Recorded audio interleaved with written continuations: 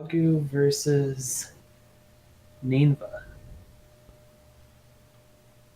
It's Shoku, not Kagu. Shoku group.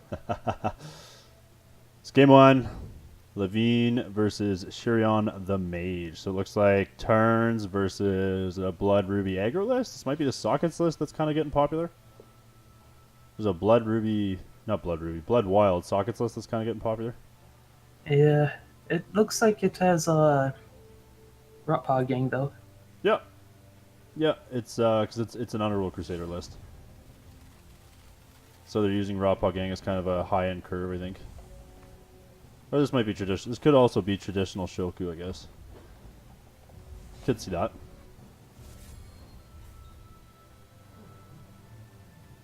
Stormcloud this early on. That's kind of aggressive, I think, isn't it?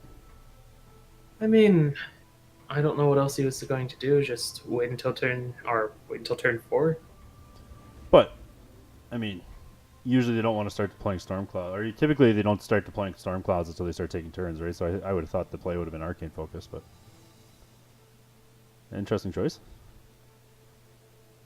How is Levine gonna respond? Navlaki coming down.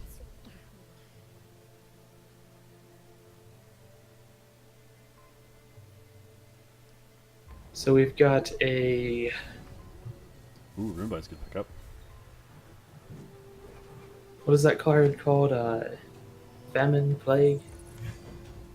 Oh, Scars of War. Yeah. So we got a Scars of War list. This will be interesting. Excuse me. So with a 6-drop with Scars of War, I'm wondering if they're running like a puck ramp. Yeah, that must be, yeah. Kind of style or whatever. Yeah, because it's what, Puck's Daydream that whenever a troop dies? Whenever a troop connects with the opponent's face. That's what it is. Oh, here we go. So we've already got an eyes. So things are going to start getting wild here next turn. Yeah, he's got a ton of charges there. Yep. Okay, so we're going to... Now he doesn't get to do the eyes next turn because Yeah. Gonna Hero Fall the Cyclone Shaper. That's not a bad play. I mean, Cyclone Shaper isn't as dangerous as Stormcloud in this deck, though, because like Cyclone Shaper isn't their win con, right? I think I would have gone for the Stormcloud. But I guess he could have just... Is it? No, Stormcloud's basic.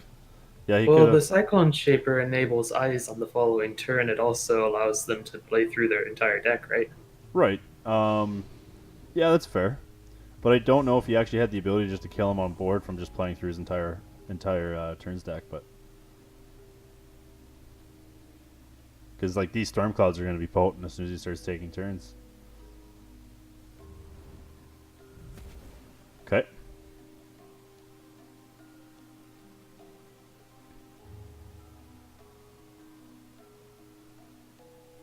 So he can only make 2 discards and kill 2 troops here, which kind of hurts him more than it hurts his opponent Yep. in a way. Yeah. But he either does that or he loses. Yeah. So discarding the Eyes of the Heart and the Crackling Vortex is actually clutch here. However, these Stormclouds are going to be able to generate him a lot of his value back because he's just going to sack the 2 Thunderfield series, right? So what gem is that in his? I'm assuming it's the gain resources gem inside of his Dreadling generator. We can check. So the Dreadling generator has when this attack gains a resource. Now this sometimes likes to pause itself. Yeah, there we go. It's really hit or miss when you zoom in on a card. Ooh, that Cockatoy is a good pickup. Alright, we got an Arcane Focus. That was double prophesized. Gross. Yeah. Absolutely gross. So we found another eyes. He's found another eyes. He has 6 charges on one cloud and 3 on the other cloud. Yeah, he can just go ahead and start stacking clouds here and just generating an absurd amount of advantage here. Just draw some cards. Ay. Though this does put him kind of at risk to an extinction here. An extinction would absolutely blow him out here. Wonder what the play is going to be. Well, the extinction wouldn't blow him out because he could just sack his dudes to draw, right? Right, but I guess it wouldn't blow him out, but it It would have, would have been worse yeah, it would have been if worse than he. trying to attack. And okay, we're sacking things off. Found a mastery of time. That was clutch. So, what do you think about this matchup? Um, to be honest with you, I think the Sapphire deck's more favored. Uh, these combo decks, Blood Wild has always had a hard time dealing with. And I think kind of the best possible case for he's gonna scoop it up.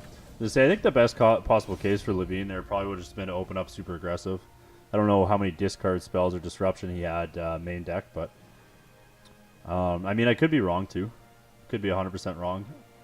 The hero fall on the Stormcloud would have changed things a lot in that last match, but then he also would have been able to get the extra turn. Yeah, What, like I honestly think their primary win con is to take turns with the um is to take turns with a couple storm clouds that play and kill you, right? Because then they only actually have to resolve 2 or 3 time walks, if even that, right? Sometimes you only need one. Whereas the Cyclone Shaper, like he would have had to that current board presence, he would have had to resolve 4 or 5 time walks to actually kill him.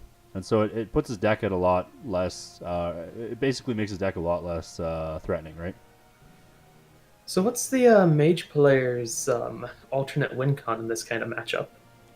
Um, Do they usually run Chronic Madness or do they run um, Psychic Ascension? nope. It's all in on just Time Walk Storm Club. Oh, okay. That's it. That's all the deck is trying to do. So like just taking that away, you kind of just remove it, right? So, but we'll Yeah, transition getting rid of that to. Stormcloud would have been huge then. Oh yeah, it would have just cut the deck in half. So we'll start loading up game 2 here though.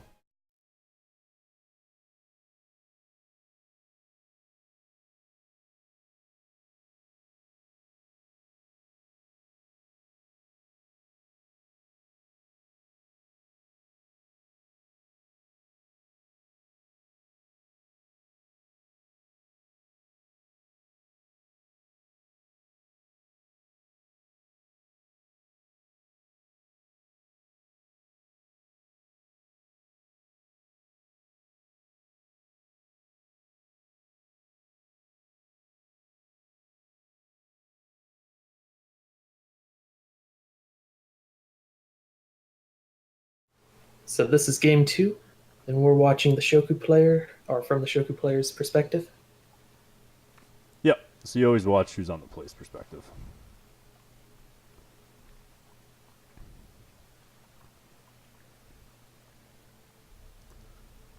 All right. So Ninva has a lot of cycle in hand, Quite a bit of dig. and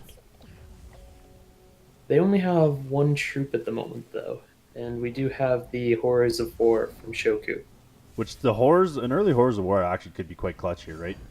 Like if the Shoku player is able to get this Runeer on board unchecked, and then resolve a horrors of war with still something to sack, just keeping his opponent off his mana is going to be enough, right? Yes, I think that's going to be one of the huge points of this match. For sure. And like yeah, so here he goes going to work now. Is that Runeer? Let's just take a second to see what we got spell shield, and this can't be blocked by troops with less power than yeah. So that Runeer is really going to do work here. Yeah, he's going to start punching in face hard. Yeah. Ooh, the Cyclone Shaper coming down's big here though, because now that Runebind's live. Yeah, but he can hit the Cyclone Shaper, right? There is Runebind in hand, but Yep. Runebind. So yeah, Runebind's gonna find that horse.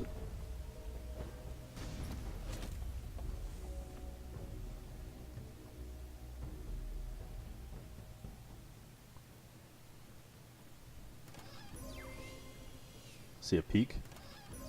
So what is our turns player looking for here? Another Runebind would stop second horrors. Well yep. Honestly, he's probably just. I think he's just digging for. Horrors doesn't matter right now, right? Because it's a 1XX, so it's gonna revert to 0, so it's gonna do nothing. Yeah, but he has second horrors in hand. Yep. And so I think honestly he was just digging for more turns cards, just because he had the Iron hand there. previously, right? So I think he was digging for more turns cards plus Stormcloud. Because basically what you want to do is you want to get Stormcloud on board and going, and then you want to resolve like 1 to 2 time walks, preferably Eyes of the Heart, just to generate a ton of charges, and then cast, and then obviously let Stormcloud go to work, right? So So Shoku's pretty much in a lock now, right? pretty close, yep. Yeah, because we've got the Runebind plus Ire in hand. We've got Runebind Ire to protect the cost reduction, and we have an extra turn coming next turn. Yep. Yeah, so this is where he's gonna go Eyes. Just start getting in. No cantrips though. So Yeah, that was a pretty big whiff. yeah, but however, getting the banner going is going to be super relevant, right? Well, we have these two Runir Hierophants going. They're going to connect in the face for at least 9 this turn. Yep, they're going to So if apply a he lot of whiffs pressure. one more time, Yeah, he's going to be in trouble if he misses again. However, that banner's really going to help. But we also have double Runebind in hand, right? Oh no, we've got Spell Shield in our bunnies. Never mind. yeah. Oblivion or Oberon's Eulogy. I've never seen that card before. Oberon's Eulogy was really big in Standard a couple seasons ago. Okay. It gives troops that enter play +1/+1 equal to the number of troops in your crypt. Ooh, nice. It's powerful with Dreadlings. See a peek. Oh, we got a Shardsworn in hand. Shardsworn's gonna slow this down. No, we're gonna go with the Consult. Okay. Into another Shardsworn. Into a Mastery of Time. Ooh, here we go. The Shardsworns can't block our rabbits, though. So That's he true. had to continue digging. Yep, that's right. He's at 4. He's gonna have to go. He's gonna have to go for the kill here. However, those Yeah, but it looks like he'll have it. Yeah, yeah, it looks like that because those Shardsworns being able to or gaining +1/+1 every time he plays a spell is huge.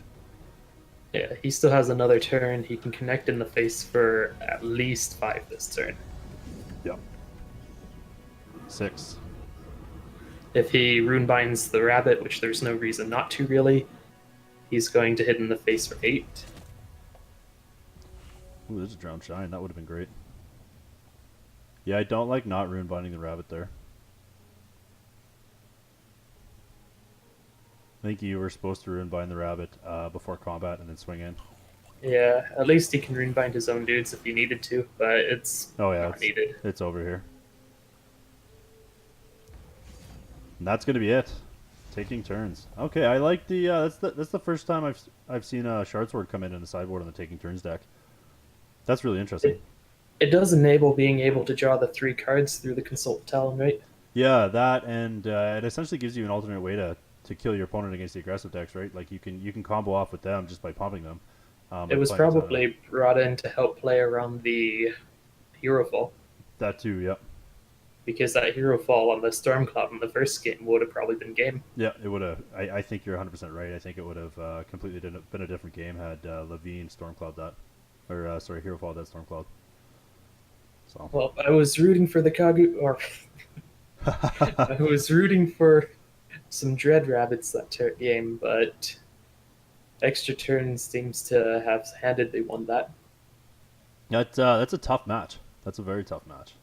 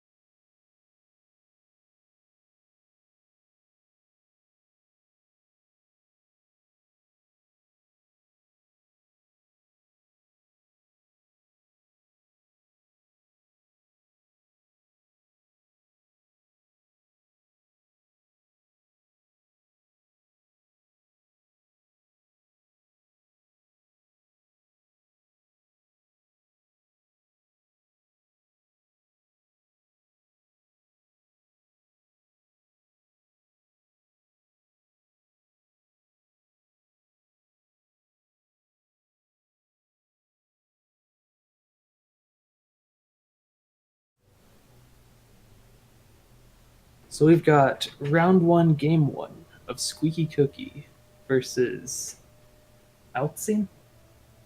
I think that's how you pronounce that. Yep. Think. So it looks like we've got Benvolio. So probably Mono Ruby. Okay. Versus Squeaky Cookie. Or versus Mono Blood. Sorry. Bardock the Mono Butcher. Ruby, tons of face burn versus Mono Blood. The Mono Blood does have the Inquisition in opening hand, but I don't see these Yeah, these. Bride of the Dams being as good as they could be here. No, definitely not. These brides. I think this is these brides are gonna hurt him, but He can get the arena regular though. yep. Which is big. Before it comes down, and then also he's really basically Squeaky Cookie's really going to be digging for his vampire suite at this point. He's going to really need the life drain to keep him in this.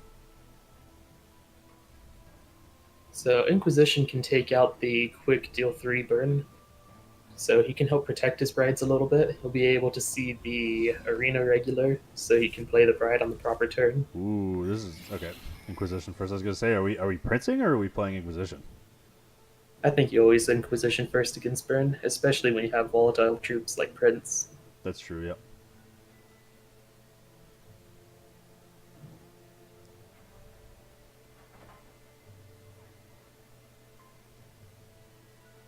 So what are we taking here? I don't know. The fireball. Okay. Getting the fireball, being able to protect the brides, Yep. and I guess he'll bait some burn with the Prince maybe. Yeah, Prince. Now, Sorry. now what are these last cards we have in hand? I see what looks like a burn to the ground, and is the other one the runic burn? Yeah. So we got burn to the ground. Scorch. Scorches. Okay. Yeah. So Good Prince old-fashioned. probably does not come out. No, I don't think so either. I like cycling the coin here.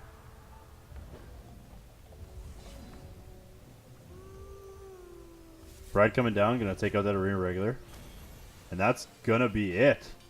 Wow, just GG right Just there. scooped that. I guess no answer to Bride, right?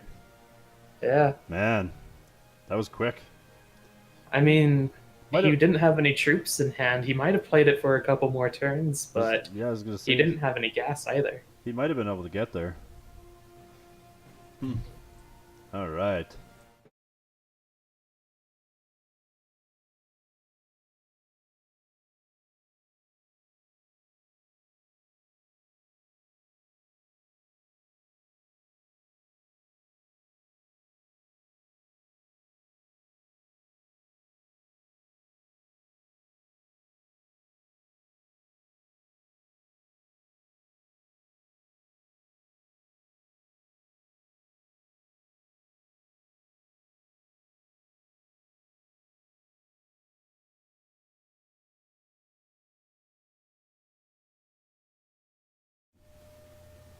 All right, we got game number 3, or sorry, game number 2, Squeaky Cookie versus Outson. We got Burn on the play, Benvolio versus Bardock.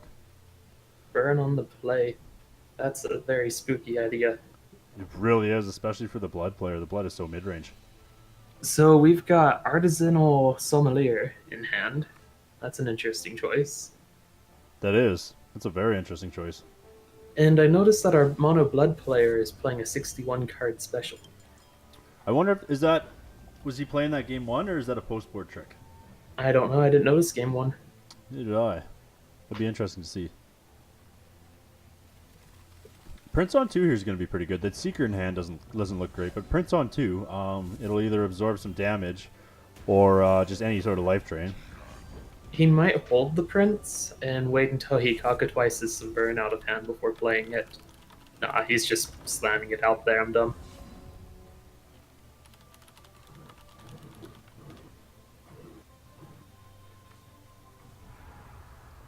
No fear. However, it's not going to do a whole lot to this board. Yep.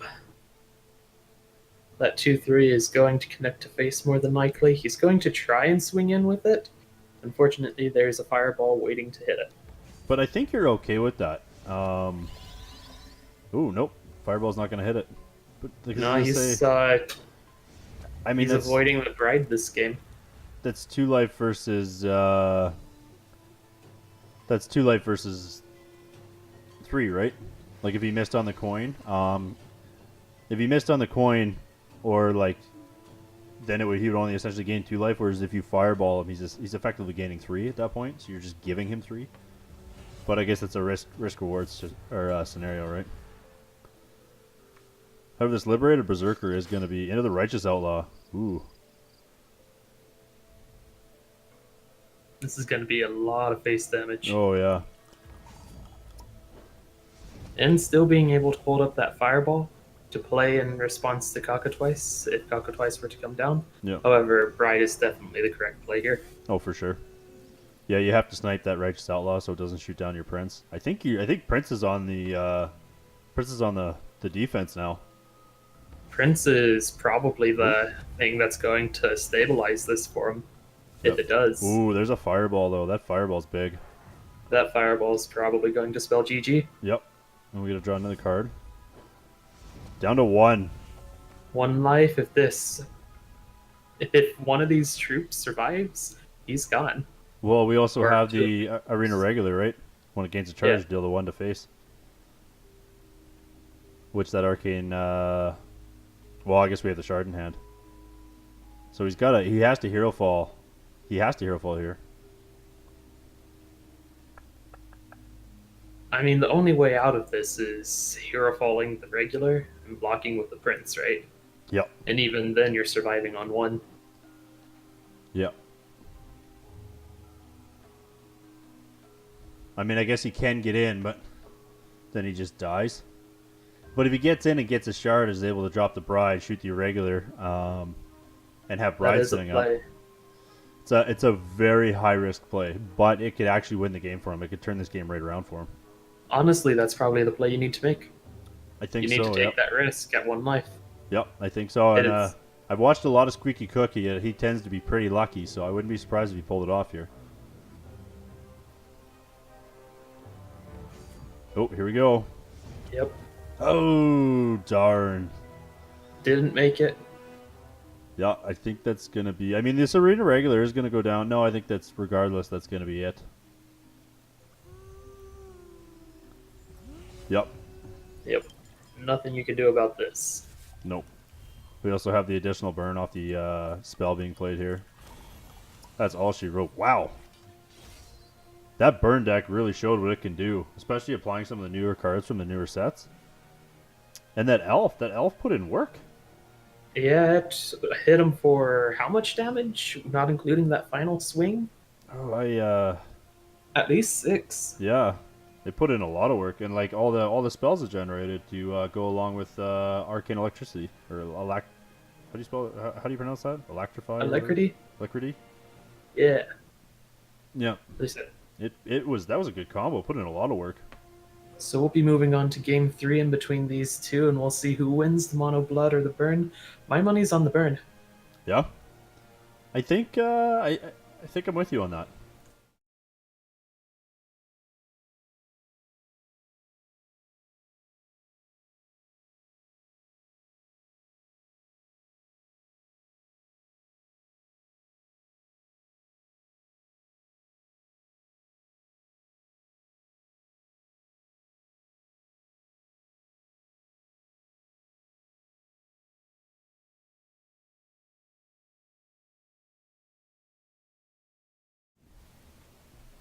Woo!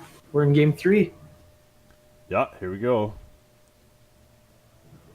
So these guys are 1-1. Now the mono blood has a chance to be able to interact with our Ruby deck. Our Ruby deck has a bit of synergy with their constants and a lot of synergy with their troops. If they see the troop synergy, our blood can interact with them. Yep. However, the Ruby seems to be fast enough to just get straight underneath the blood. Do we keep this hand for the Ruby player? I think this is a maul, eh? The blood player's got a great hand. You cannot keep that as the Ruby player. The blood player keeping the cheap shot, that arena regular is really big. Cheap shot's going to be sweet. Oh yeah, that cheap shot's huge. Even answering this this turn 2 righteous outlaw is going to be amazing. Yep. So we'll see if he goes with the turn 2 Prince, because the turn 2 Prince is probably going to be met by the Ire. Which 3 damage to face right off the bat is going to be pretty good. Here it More is. damage even because of the alacrity, right? Or no, that's Uh, not damage. I'm right. yeah, we don't have the regular in. It's a combo with the regular, right? Yep.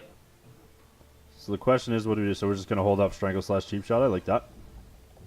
Save the value for the Bride. So Bride gets to kill a 2/1, or he holds the Bride. So we're going to take... Okay, interesting. Take it and snipe that with the Bride. Now the question is, are we playing the fast shard or the slow shard here?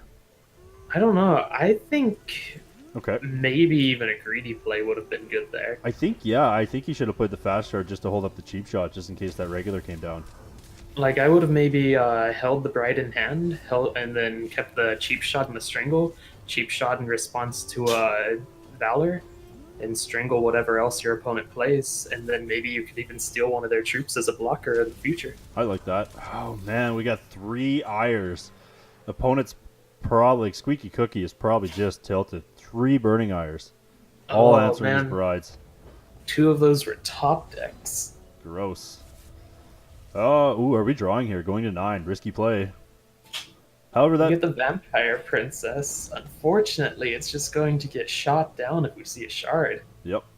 And it looks like we also have the Fireball. That Fireball was clutch. Righteous Outlaw coming down. There's the cheap shot. Ooh, Minion of Yazukon. All the troops you could have... Yazakon cannot block. No, I was going to say, of all the troops you could have generated, that's the worst one. This is not looking good for Squeaky Cookie. No, I think it might even just be burn to the ground, burn to the ground. He can't interact with it. Yep.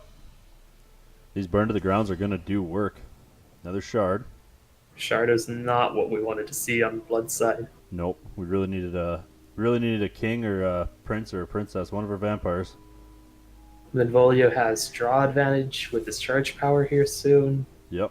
And I believe he has enough resources to get him dead with just 2 more damage. Yep. If we see an arena regular off the top, this is going to be absolutely incredible. That's Man. 2 damage coming in from the Outlaw, or he can just burn. I think if you're the Benvolio player, you're just burning here, right? Because you could burn for 4. And then if you hit a shard next turn, you just clean them up. I think that's the right play. Yeah. And it's also going to get you an additional charge here. Get that much closer to using your charge power. Man, that Arcane Electrophy is just putting in work on all fronts. Comboing and just the draw power is just so good. It's drawn 3 cards so far? Yep. 3 cards over the course of 6 turns. Could potentially... Sounds good. And that's game. There it is. Burn. Cleaning up blood. Yep, Blood didn't really stand much of a chance there. No, it really didn't. That was, wow. Good old Burn. Glad to see that's making an appearance in the format.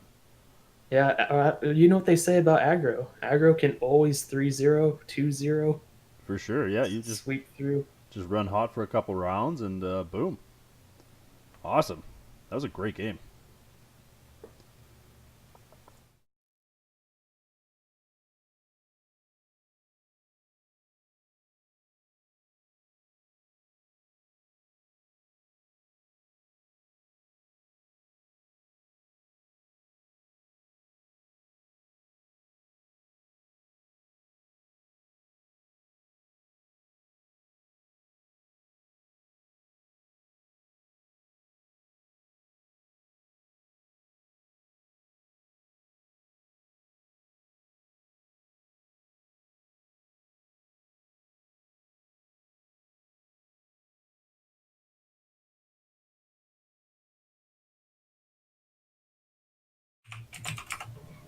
All right. So this will be round 2, first game of our round 2 matches. We've got Thanatos on Cassia of Gold Knight versus Starwin on Angus the Arsonist. So this looks like a burn versus candles. Yeah, I wonder if this is going to be... Oh, no, looks Oh, like no. Turbo PA. This 2 weeks ago, this made an approach into the format, and it's been pretty. It's been consistently showing up since. I'm really curious to see how Turbo PA does versus the turns deck. I'm really interested in which combo deck actually survives this and stays in the format. Yeah, I think it really depends on how well they're able to answer each other's approach. Yeah, and it looks like Starwind's on Classic Burn. It's kind of interesting to see different takes on different decks, eh? Yeah, I'm kind of wondering what our Turbopop player does against aggro. Yeah, it'll be It's interesting to see. looking it's looking like a very rough game one. It really is, yeah. Then again, these light devotas are going to be good. We also have the evaporate, yep. Which the evaporate is not bad there, slowing down the old turn one goat.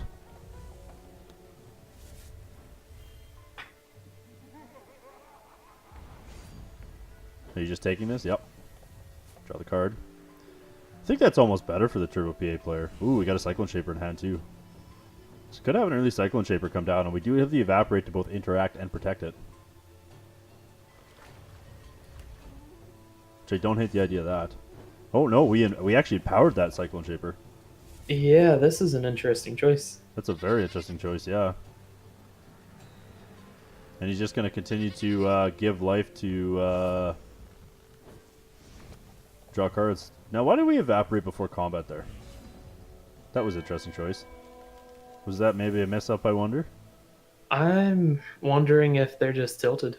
I don't know. I don't know why they empowered instead of playing it that early. Yeah, that confused me. Then again, though, a big 4/6 is actually well. You know what? Actually, if you think Yeah, about but a 4/6 if is. Oh, it had mobilize. it did have mobilize, but if like there was an answer to the troops to play this, That is true. It's would a risk reward, but I don't know if the burn player can actually get through a 4/6 other than going wider than it, right?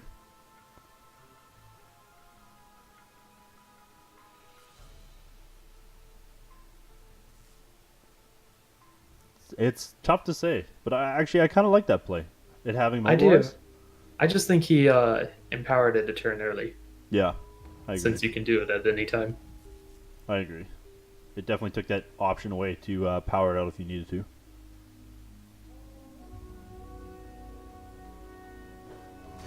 All right.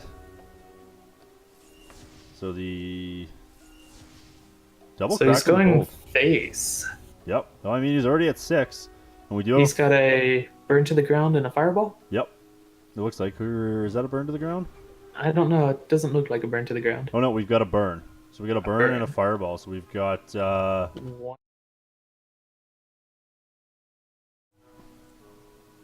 Let's click there. We've got 5 points of damage to face.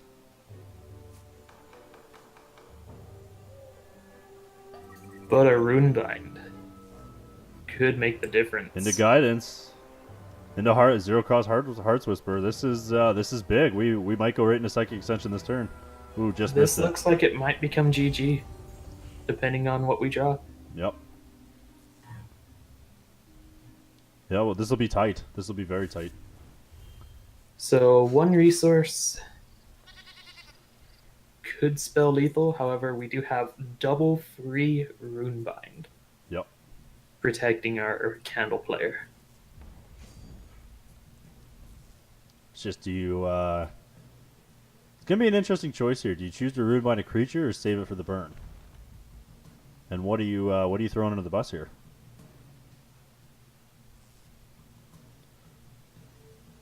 Okay.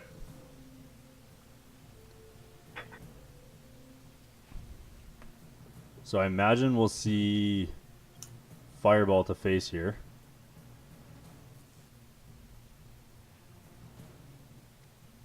Also, putting a fireball under a rune bind, that is fireball and or burn. That's dangerous. I don't think we fireball face here. I mean, it's 1 mana for the fireball. Yep. If he sees a resource, he's able to get an extra 3 damage from hand and play the fireball after another burn spell next turn. Or if he can play it in any of his burn spells in the same turn for lethal, can he? Nope, he's burn only does 2. He's actually 1 short altogether. I'm talking if he draws a burn, but that's fine. Oh yeah, okay, got you. Yeah. Oh, even if we draw a shard too, we do have the Angus. So we did go ahead and put that fireball into that rune vine. So basically, a shard is going to represent lethal next turn, unless our turns player can kill him here. We do have the polymorphic army. Actually, we can just kill him here. This looks like it will be lethal. Yep, we can just kill him with the polymorphic army. Wow. And GG. Polymorphic army putting in work. What an interesting matchup. That was not how I expected that to go. Not at all. However, with decks like this, it really is just explosive when it goes off, right? Oh, for sure, yeah. If like that Cyclone Shaper unchecked was just huge. So now I'm just questioning. I guess the Empowered Cyclone Shaper was the right play, eh? Like Yeah, that. Powered Cyclone Shaper was definitely the right play when it has Mobilize. Yeah, it just made all the difference. That was huge. The Cyclone Shapers give you the option to go through your deck with all of your cycle. Yep. So let's go and see what happens in round 2.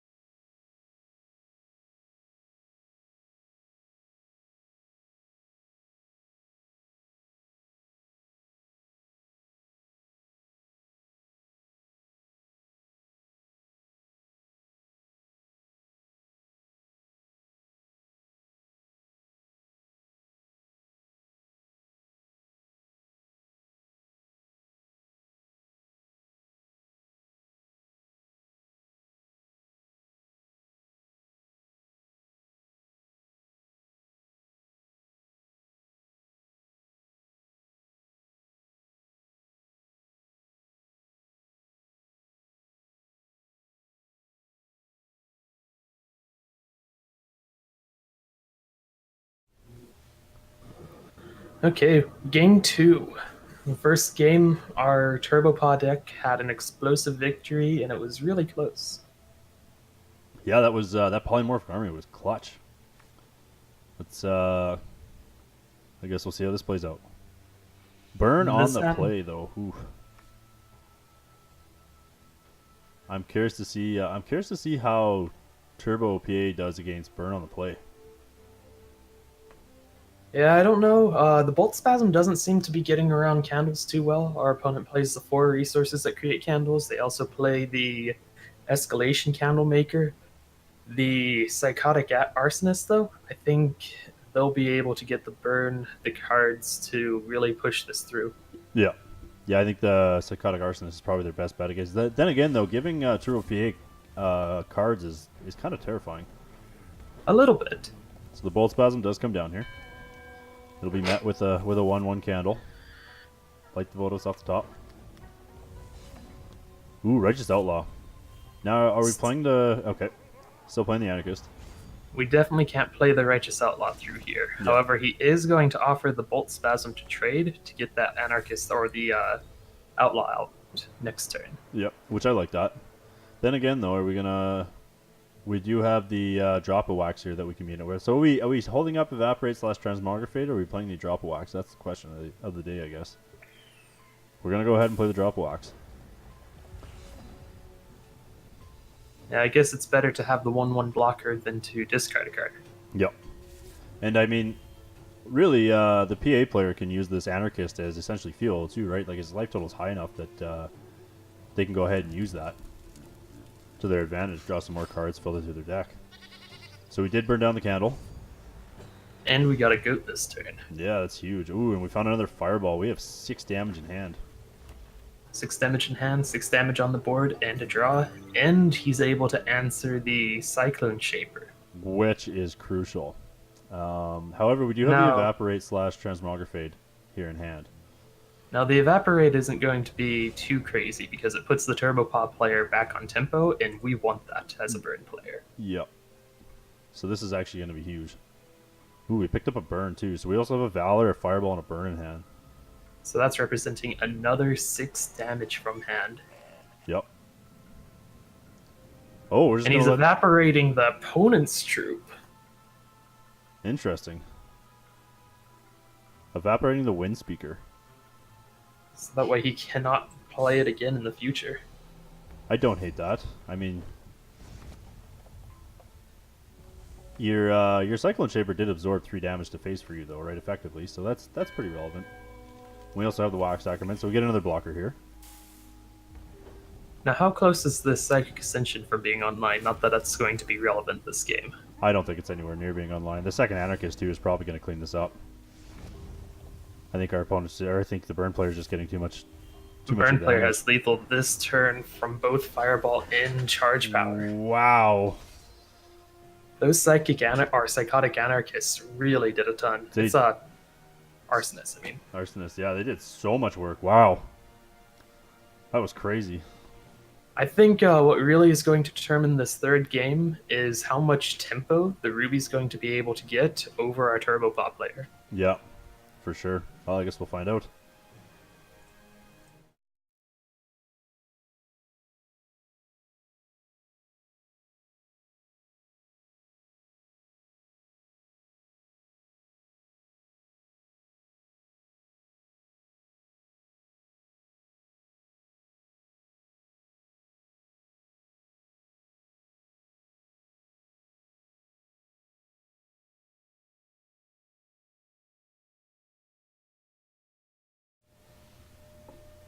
So now we're moving on to game 3.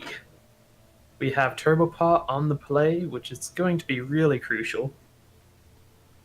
Yeah, I almost wonder if this match is a coin flip match. Like, it seems like whoever's on the play just has such an edge, right? Because that tempo is just so necessary. The extra turn for Turbopod to get into their combo, to get into their draws, to be able to monopolize off of the cost reduction from their Cyclone Shapers is really big. However, I think the Ruby sees a little bit less variance than the Turbopod player does for these first couple of turns. This hand for our Ruby player is awful, though. Yeah, that's a shame having them all to 5. However, our Turbo PA turn, our player is pretty slow, so this might be okay. If the Anarchist can get through, or Arsonist can get through and make face damage with our Turbopod player, I think the Ruby player can come back on this. Yep. Excuse me. Sorry, guys. Bit of a cough. No burn in the end phase, hey? Not even to face. Interesting. So the question is it Goat and burn the Thunderfields here? Or is Maybe he's just really confident with the Anarchist connecting to face. He could be, yep.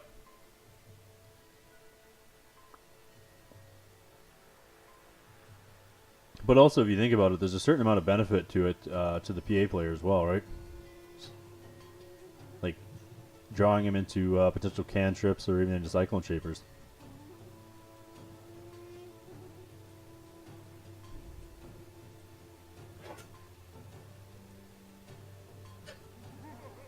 Yeah, so that Anarchist is coming down.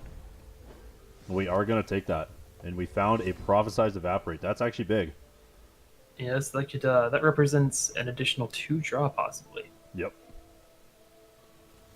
And allows us to get an extra block out of this Seer if wanted.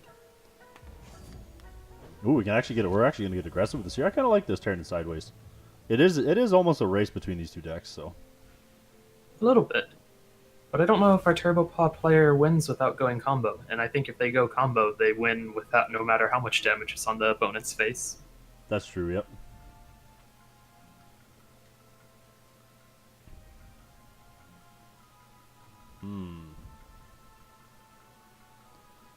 So is the burn player shooting down the candle here to get in?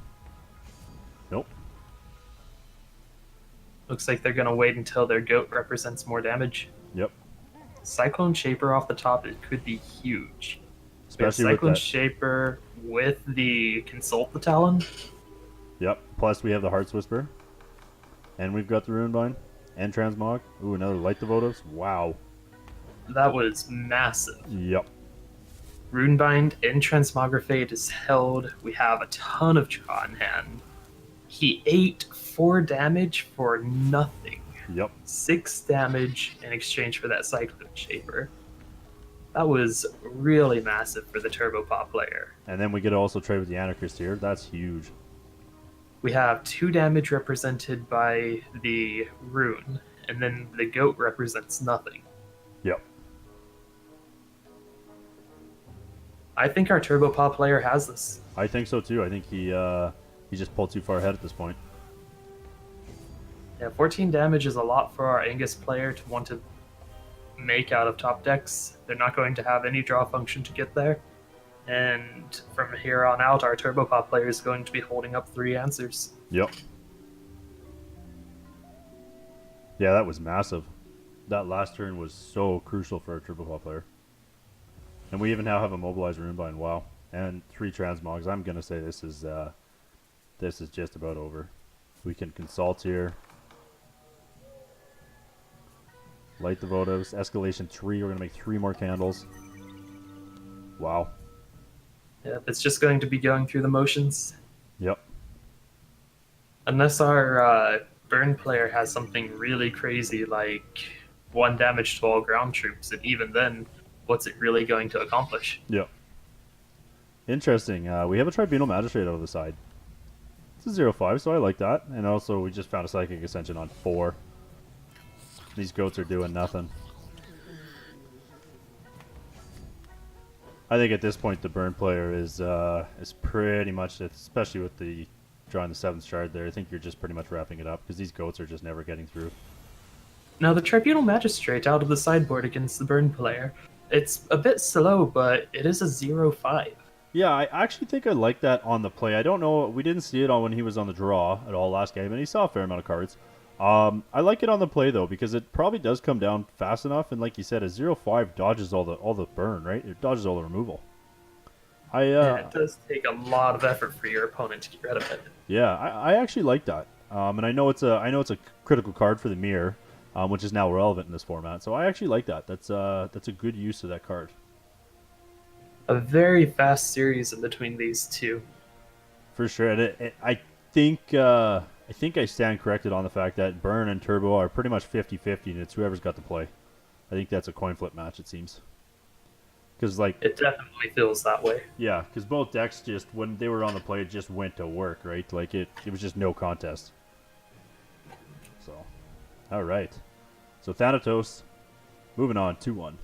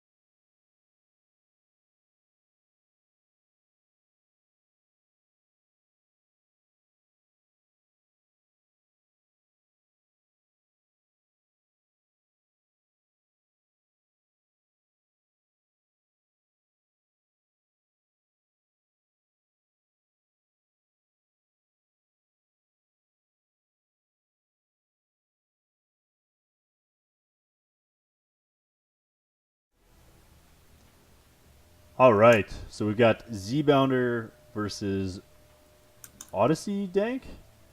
Looks like Turns versus Grandfather Elk. Oh my, I wonder what Grandfather Elk looks like in Immortal right now. I'm curious. Yeah, this is the first time I've ever seen a Grandfather Elk deck. This will be interesting. I'm assuming it's going to be Ruby Wild, but it could be about anything, couldn't it? It really could. Yeah, we do have a fairly large card pool to pull from. It's kind of looking like Mono Wild. Yeah, we see Krako, Runir, Uh, double create a troop Coyote that I don't know the name of. I think it's Mistweaver Agent or Ancient. And then we also had the monster. We did take them all, so we got a Chlorphilia. Yeah, it's got to be Mono Wild. This mole is actually really nice. It looks like he's going to be able to hit the 5. Pretty consistently, yeah. That's gonna be huge And coming down. Ooh, we also found our Mana Dork, our Howling Brave. That's big. oh my. That's This very big. might be early Runebind. I'm thinking so. I think as the turns player, you kind of have to acknowledge that Howling Brave and get rid of it. You There's, can get the Runir on the stack, right? yep. However, though, letting this Runir come down and only putting it under a rune bind is that's dangerous because like that Runir is huge in this game. It also looks like so it's Runir with Spell Shield and the Rhino generating gem. That's massive if that resolves. Now we do have double Cyclone Shaper, so if we get a good draw off of the Consult the Talon, Turbopaw can go off pretty early. Yep. Getting the Runir back from the Rune Bind the turn after it was trapped is going to be massive as well. Yep. This isn't Turbo Pay, but this is the turns deck. Oh, this is the turn stack. Yeah. Oops. The 9 of turns deck. So this is the Stormcloud combo. But then again, though, Stormcloud, an early Stormcloud being able to get in the way of this Runir is actually massive. Ooh, we activated a champ power on the Runir there. Why do we do that? That's an interesting choice. I think maybe our opponent just forgot about Summoning Sickness.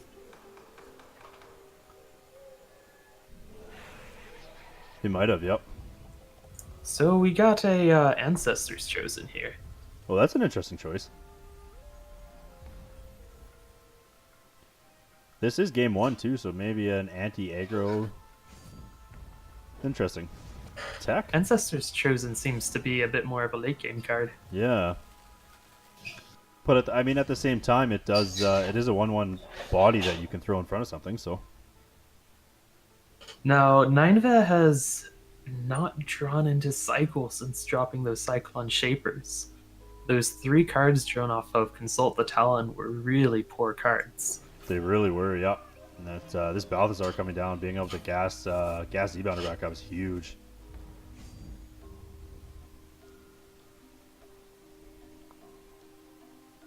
Our turns deck is probably about to clock out, living off a top deck. I think so. I think at this point you really got to go turns into turns into turns, and I mean you do have this double Cyclone Shaper, so it's doable. But the question is, I guess, are you forced to throw these Cyclone Shapers under the bus? Nope, we're just gonna take it all. It's the only play. Oh, there's a Now peak, the peak is good. and it's free. However, he could have played a Sapphire Shard to look at one additional card there. Yeah, interesting. Interesting choice. But I guess is it if you find a Stormcloud though, holding the Crackling Vortex is probably huge, right? Well, he doesn't live through the next turn. He No. has to go into more turns. So he's looking for a draw, cycle, and it looks like he didn't find it. He did not. Nope. Yeah, so that 6th card might have been the difference. That's unfortunate. Still though, really interesting take on Grandfather Elk. Very interesting take on Grandfather Elk.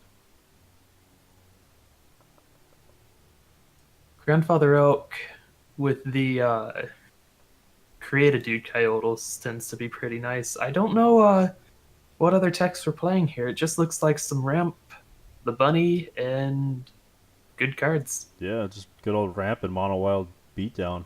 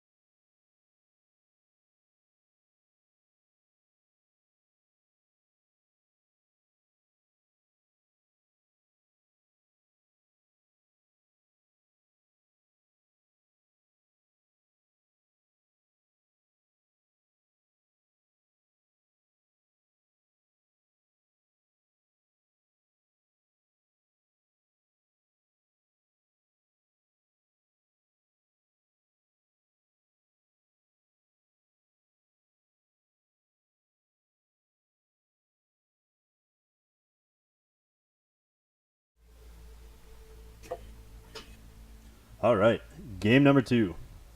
Nineva is going to be on the draw again, or on the play again, versus Grandfather Elk.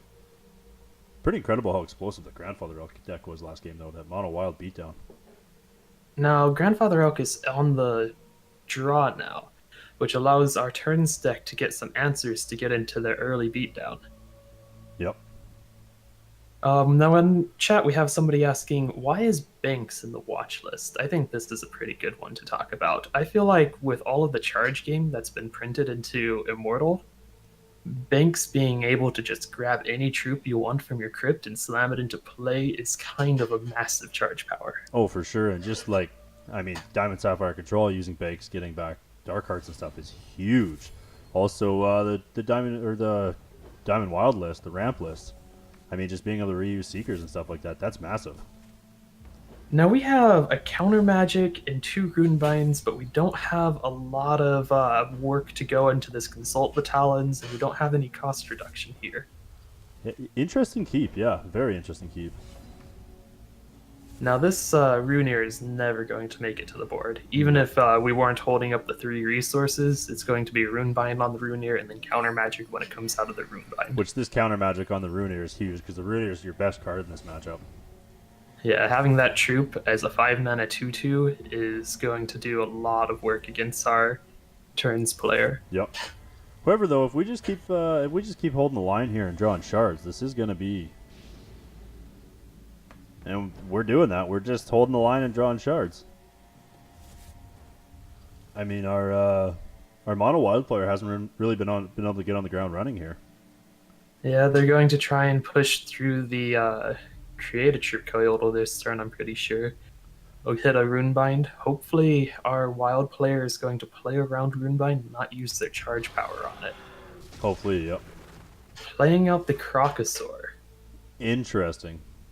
Now, Crocosaur could be an answer to a Cyclone Shaper later on. Yeah, that's a very interesting choice. No Mastery Time yet, eh? Just holding that. But then again, I guess if you're sitting behind 3 Rune Binds, it's pretty good. So are we going for the card draw here, or are we trying to put on a lot of pressure with the Speed Troop? I think at this point, yeah, I was gonna say, oh no, okay, interesting. I think at this point I would have chose the card draw, because you know the game's going long now. Okay. But I could also see, I could definitely see, since your opponent hasn't really done anything, merit to putting the pressure. I could see that line as well. Being able to bait out a Runebind here could be pretty good. With the card draw, we're able to get the Speed Troop out of Runebind and onto the field. Yep. Most likely next turn even.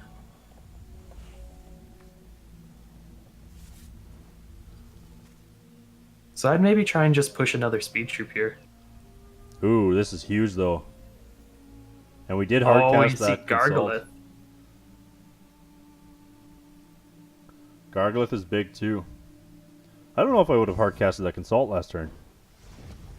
Like, that was a dangerous play. You basically are at the point where you need to combo off now as the turns player. Yeah, I don't think Nineva has any way to delay a full board. I don't think so either. They don't run any 5-mana bounce all troops. Not that I've seen yet. I mean, there could be a tech here that we're unaware of. I could definitely see 5-mana bounce dudes being a decent reserves in the mono wild matchup. I agree. However, I don't know how much it's going to even do for you here, knowing that Ancient's going to come down and we do have double turns cards though here, which means we do get to eyes this turn and then just start generating a bunch of charges, get our draw 2 going. Oh, we also get to get our banner going. He's going for the mastery this turn. Okay. I'm a little bit surprised about the mastery over the eyes. Well, yeah, I don't know. I don't know what the right play would have been there. I getting the charges, getting the second banners. There's definitely merit to that, right? See, I think you're right. I think the play might have been. I think it might have been better to go for the eyes there. Get a counter magic. Ooh, we found another Mastery of Time. We might be doing it. Yeah, we have another turn. We're peeking through the deck. We're drawing an additional card. Ooh, and we have the Storm Cloud. Oh yeah, this is gonna be it. Second banner's here. This looks like it's going to be GG. Yep, we're finally gonna see a combo off here. We'll probably see a Runebind on this turn, just to pop the cloud early. I think so. I think you would just go ahead and double Runebind at this point. That would give you 4 more charges on your cloud. Ooh, didn't see another extra turn. Neither did I. However, the cloud's going to find draws, so it doesn't matter too much. Yep. Yeah, at this point I would just be Runebinding just to make the cloud bigger. Or just to get more charges on the cloud, I think. Nope. We're holding on to those Runebinds just in case. I mean, it could be the difference between you winning this game and not. I think we only got 1 draw cloud, too. Yes, this is unfortunate. Very unfortunate. However, we do have the Runebind for that Ancient. And that is the only crushing troop on board, so we do have a decent amount of block here. He can kill the Ancient by popping the lightning bolts, He could, the yep. Biddy bolts. And he only needs to pop 3 of them. Actually, he could just about clear his whole board here popping those.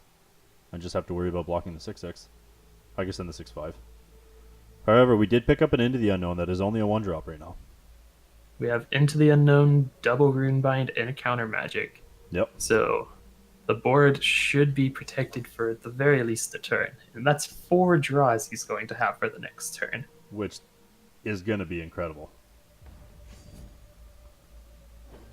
So he might just protect this board, not waste any of his troops. 1 extra turn might be enough to get the GG. Yep, I think you're right. I think that's where you're at. Now it's going to be interesting to see how Zubonder responds to this, because obviously Zubonder's got to, like, what's going through Zubonder's head is he's got to know he's going to be playing through some sort of counter magic, right? Yeah, our 9-vet kind of misplayed a couple of the cards, I think, there. I think so as well. Yep. I think playing the eyes a little bit late was a bit of a mistake, and he played resource before the eyes. Yep.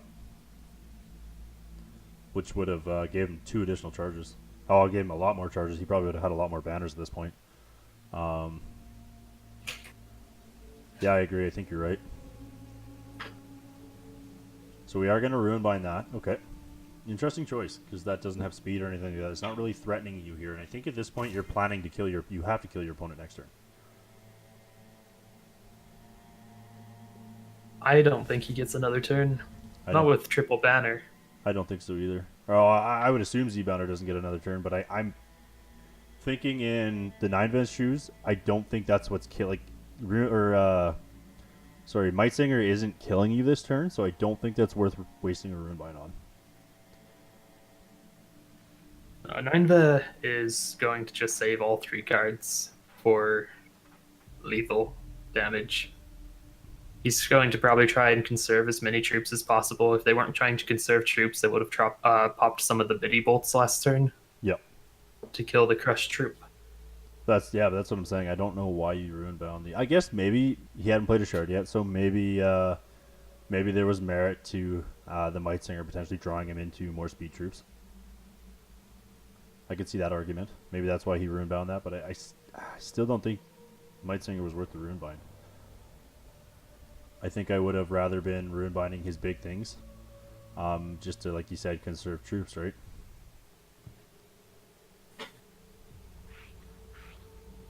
There's a Garg. So now he's going to be forced to use that other Runebind, which now means he's going to have to commit more troops to the Ancient to not die. And again, this comes back to not popping the 2 Biddy bolts. Yep. On the crushed troop.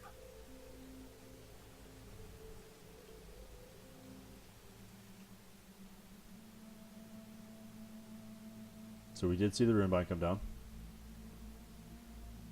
Oh wait, did he pump up the Crush Troop? He pumped up the Crush Troop. Oh, that was also a misplay on Z-Bounder. I think you were supposed to spread your Crush damage around there.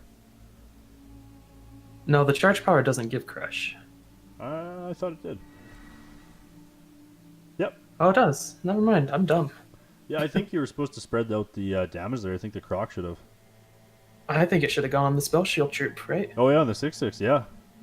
There's no way that was supposed to go on the other trip. No, I agree. That would have been a 9/9 with Spell Shield coming across with Crush. You would have forced. Oh, okay. You would have forced your opponent to have to block that. That would have forced him to have to find a second cloud or another win con. Yep.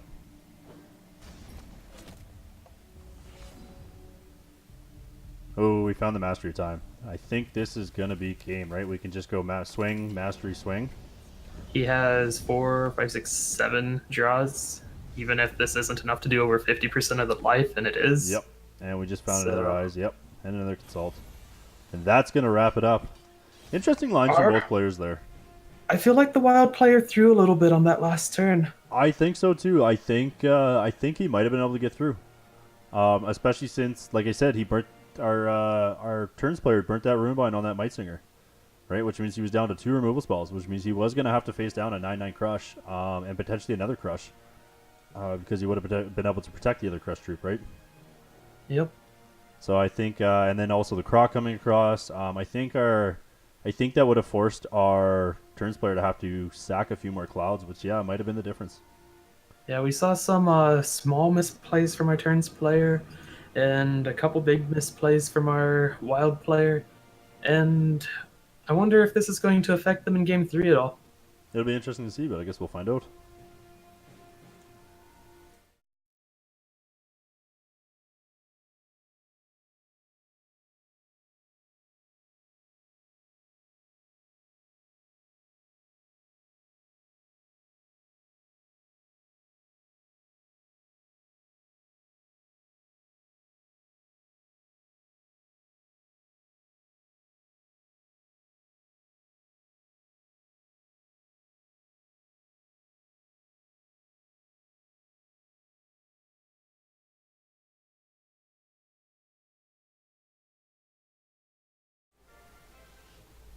All right, so on to game number 3. So we got Elk on the play. Now, Elk on the play can be really nuts. We have the old Runir or the Howling Brave into Runir Hierophant for the turn 2 Runir. Ooh, we also have some Drowned Catacombs. Are going to be big. Is it Shrine or Catacombs? Sorry. It's Shrine. Drowned Shrine. Of some odd name. Uther. Drowned Shrine. That's interesting. I wonder how that's going to do during the turn player, or against the turn player, because the turn player actually draw that many cards before he banners? They usually do. I mean, the banners, the Consult the Talon. The Consult the Talon, yeah. Doesn't he also play the 3-mana draw 2 Fate Wave? Nope, I don't believe so. How's that look at Peak? Because Peak does look at the top couple cards in your deck and put it in your hand. Does that count as drawing? No, that does not count as drawing. So he can still get one draw off of his cycle cards like Peak, and he still gets the extra draw for the turn off of his take extra turns. Right. Now, getting the second Drowned Shrine means that our turns player can't do something sneaky like using Runebind and then drawing a ton of cards with Consult the Talon. Yeah. Now, not having third resource with a hand starting at 4 seems a little bit bad. It does, yep. But I could see the merit to keeping the double Drowned Shrine, right? Like that is clutch in this matchup, like we just said. It's better than it's obviously better than I thought it was. Now, our turns player has a really good hand. They have the Cyclone Shaman, or Cyclone Shaper. They have a turn 1 play. They have 2 take extra turn plays. It's going to be turn 3 into take extra turn into take extra turn. Yep, and we also have the Peak to dig, which we can dig with. However, we found a Howling Brave. Oh, but we don't see the second Drowned Shrine here. Interesting choice. He's holding up the Gargolith to protect it, I guess. I think there's merit to that. I think you have to hold up the Gargolith because that's going to guarantee your Wrathwood Master Moss is coming down next turn, so you can actually apply some pressure to the table. So our turn 1 card from the turn's player is Ancestors Chosen. At the start of his turn, it adds I'll two just go ahead and 1 mana 2/2 flyers to the deck that say when you play them, draw a card. So it gives him sort of a late game option to develop flyers that cycle through the deck. very interesting card. Really, really decent early game though to get going right away. It And definitely gives him some inevitability. yeah, especially when you're drawing so many cards, when you start looping your turns. So the Wrathwood Moss is coming down here. Still no second shrine. There's the peak. Ooh, and we found another Cyclone Shaper, which is going to be able to come down this turn. So they chose to take the extra turn 1 turn later. I feel like this might have been a little bit of a misplay because if he had a shard here into Crocosaur, he could have taken out both Cyclone Shapers and really just thrown a wrench into our turns player's hand. I agree. This is very unlucky on the mono wide player's side, that he didn't see that second or that fifth shard. Sorry, or I guess fourth. Sorry, that fourth shard. That's very unfortunate. Crocosaur would have been a giant blowout here. Yep.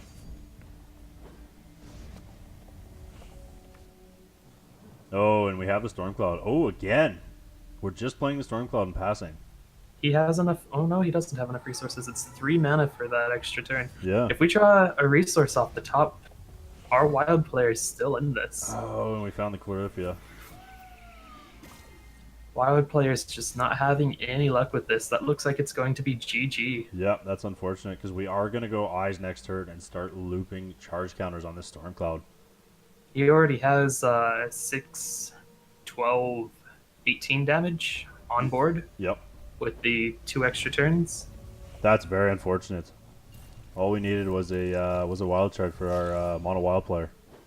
Our Sapphire player was playing very loose, and if our Mono Wild player saw the one more resource, they could have punished them for it. Yep. Very, very unfortunate that it worked out this way.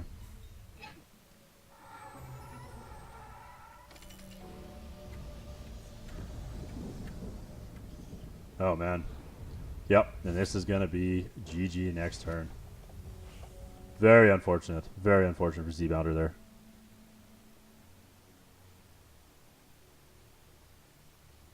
Very, very unfortunate that it worked out that way. But that's unfortunate. Yes, very much so. Our Sapphire player gave him the opportunity, but his deck did not. Yeah, that Sapphire player gave him multiple opportunities, but yeah, his deck is just punished him. That's unfortunate. But I was still game 1 and game 2 were good matches. Unfortunately, game 3 ended a little poorly for a mono wild player, but still good match overall.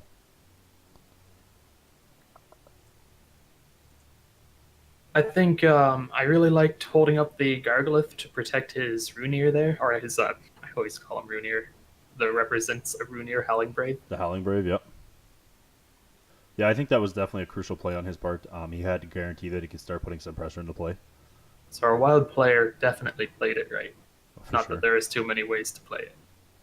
For sure. Yep, our wild player definitely played a lot more. But Z-Bounder's a very good player. I've watched Z-Bounder. I've played Z-Bounder multiple times and watched him play in multiple tournaments. He's a very, very good player.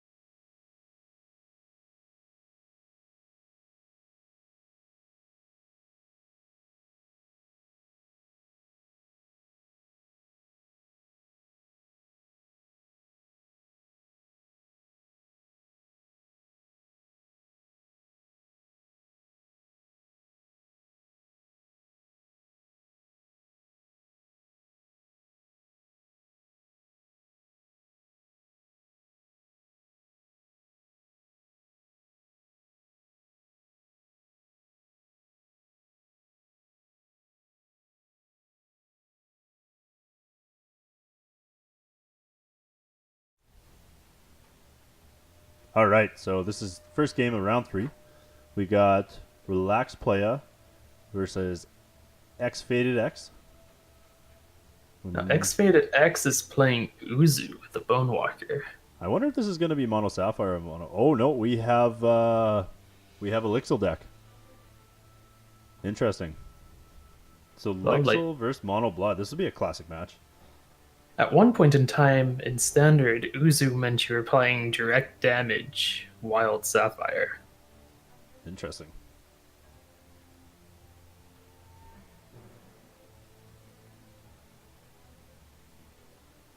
Don't watch those Batman. Oh my. We have X-Faded X here in chat.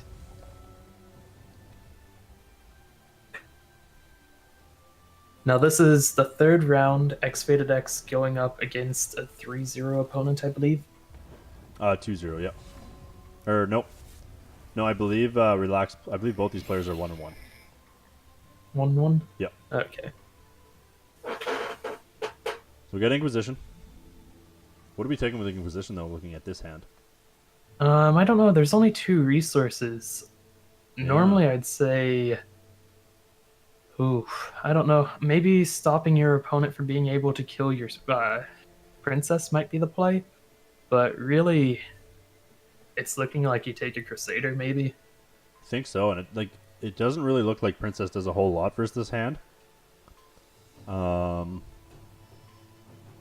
This is a tough choice. I mean, you don't take the Lixil, or not the Lixil, the High Infinitrix yet. That's a very long ways off. Yeah. But having double Crusader here kind of makes the Inquisition a bit less effective.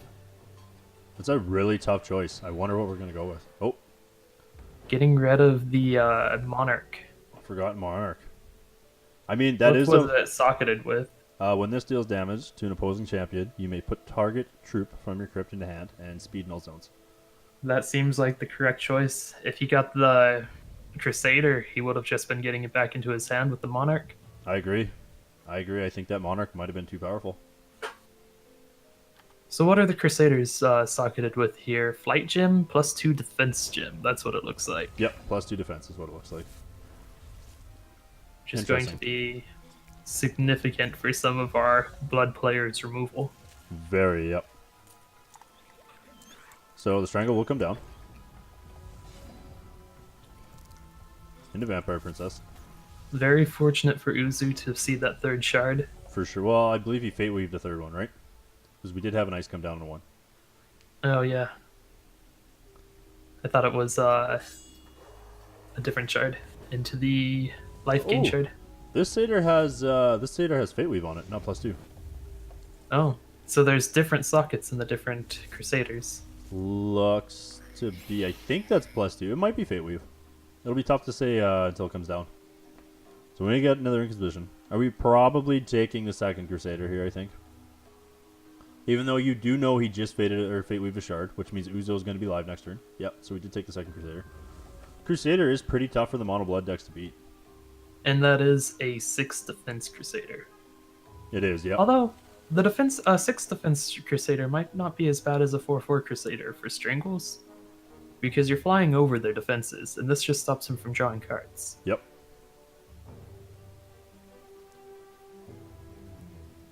Yeah, no, I definitely like the 4-6 versus the 4-4 for sure, but I think you probably need the Fate Weave, right, to find all your shards, especially in this deck.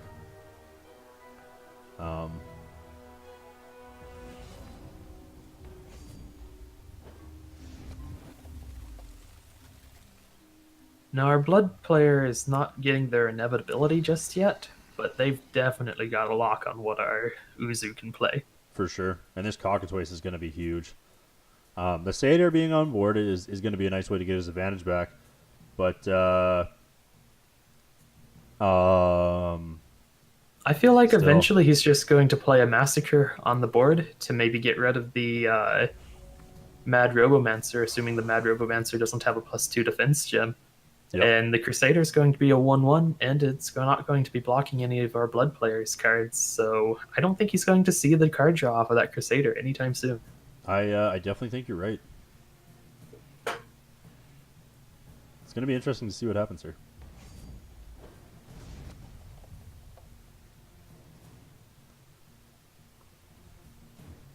So what is our Mad Robomancer socketed with here?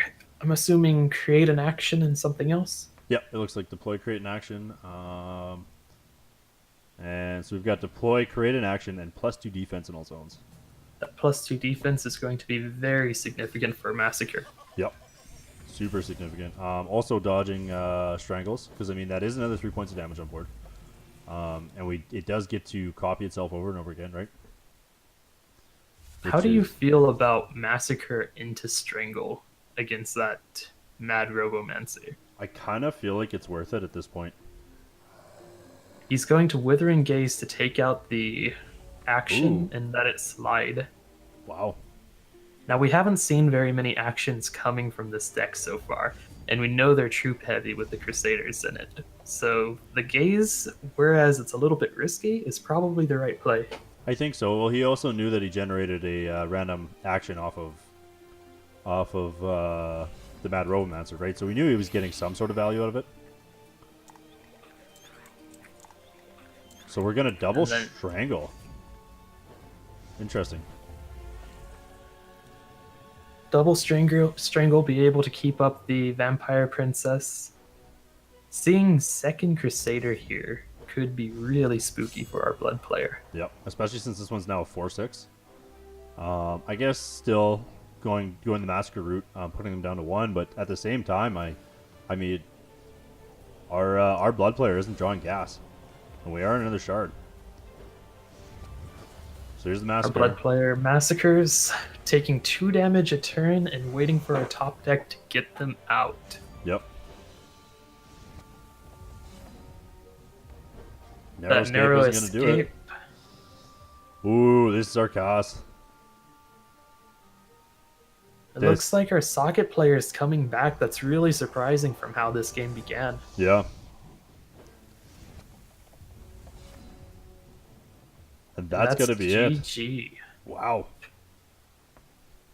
That was an upset. Well, Satyrs such a good card versus Mono Blood, right? Like you're basically trading one card for their 2, right? Essentially, like it's literally you're saving points of life to lose card advantage. Now, That's, Extinction is a legal card in this format. Do you think our opponents playing our Mono Blood players playing a budget deck to not be running the Extinctions? I'm wondering that. I mean, I wouldn't be surprised because I was looking through some of the Immortal Weeklies, and one of the Immortal Weeklies, literally 100% standard Mono Blood deck, 3-0'd. And it played 3 real decks, one of them being Turns, and another one being Turbo PA. Like, It is. and it 3-0'd. Playing like a completely standard legal blood deck. Massacres everything. No princes, or sorry, no princesses, no kings, just standard legal. Mono It blood. is definitely different seeing the Massacre over a Extinction in this matchup. It really or is. in this Yep. deck. I wonder if we'll see Extinctions post board. Maybe we're running additional board wipes. Maybe. I'm still thinking maybe the Massacres are a um, budget Extinction for the deck, but I don't know. I guess we'll find out.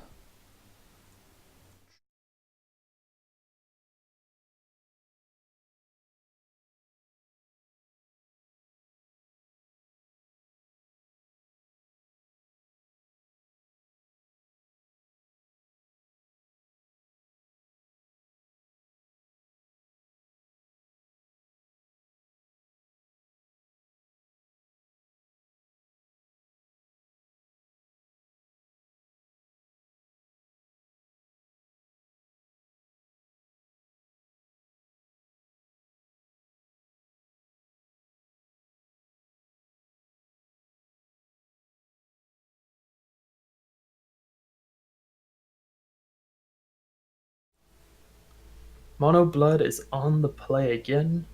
Still Mono Blood versus Uzu Sockets. Or Uzu Crusaders. Yep. So both these players battling for that 2-1 slot, trying to make their money back, basically their entry fee back in packs. It'll be interesting to see how this plays out. It'll be interesting to see if we have Extinctions post board or not. I also haven't seen a king at all. Actually, I haven't seen a king again in any of the mono blood lists. Really interesting. King is always a little bit iffy. With cards like Strangle, currently in Immortal, That's I true. don't know how well King can stand. And also, Immortal is not nearly as aggressive as it used to be. Very interesting. So we have an Inquisition in Faded's hand. That's gonna do some work. Oh, but we decided to go with the Midnight Gatherer. Looks like that Midnight Gatherer is going to be met with Vampire Princess. Vampire Princess is going to be very significant here. For So, sure. do we Inquisition here and skip the Crusader turn? Or do we Crusader and just go for the odds? I think you Inquisition here. Skip the Crusader turn. No, we're going to go with the Massacre, get in with the Midnight Gatherer. Okay. That is very okay. This Bride, Queen though. is able, or Bride is able to hit the board unchecked now. Missed that opportunity to Inquisition the Bride on turn 2. Ooh, we found an Ire, though. So Ire into, okay, into Inquisition. This is fine. I think you're just playing Prince. I think you're playing Prince here at this point, and then Satering next turn into those Hero Falls. Even though you're going to lose your Satyrs, drawing 2 cards off the Satyr to get ahead of your opponent in advantage is, I think, going to be very real. Now, does the Inquisition hit the Prince just because there's 3 removal in hand, anyways? Yeah, 100%, I think. Yep, there it is. Just keep action out of your opponent's hand. Ooh, we did find another Bride, though. The Another Bride is We not very lucky for our player, but we did get the Inquisition. we did. Oh, we still don't have the Satyr coming down. We don't slam the Satyr for the card draw. I Maybe trying to play around Hero Fall? I don't like that. I think I think Satyr into Hero Fall is kind of what you have to do, since you know your opponent's pressed for time and you can just draw into more gas. Satyr's a good card in your deck, but it's not your best card in your deck, especially when you're hitting all your shard drops on curve right now. So yeah, okay. So we get an Extinction and a Hero Fall from our Uzu deck. This Hero Fall is going to Now, line up nicely against this Princess. our Blood Control, the only really big bombs we've seen from them so far have been the Brides, right? The rest has been Vampire Princes and Vampire Princesses. Yep. So I think we're going to Hero Fall here. Eek, you have to, because Princess is their best card. Against your hand currently. More Ires. Interesting. Ooh, we are going to get to gas up as our Mono Blood player here. And we did find a See Bride. a Bride, not playing the Bride, waiting until they have something to remove and take. And again, like we were saying earlier, Bride seems to be one of their only bombs in here, so saving it for the removal seems to be the game plan. I think that's 100% correct. I don't really like the Extinctions in Faded's hand. I don't think that's something... Ooh, man, we have 3 of them, too. I definitely think some of those extinctions could have come out after the game one. Yeah, I think those Extinctions are something you're citing.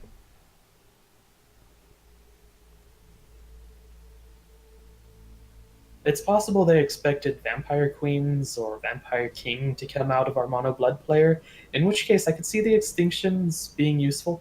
For sure, and Mono Blood has been a fair bit more aggressive than traditional builds. Like, they're going towards Bardock and playing a lot more troops. Usually you're seeing like the four kings, 4 princesses, 4 princes, plus like 3 or 4 brides on top of that.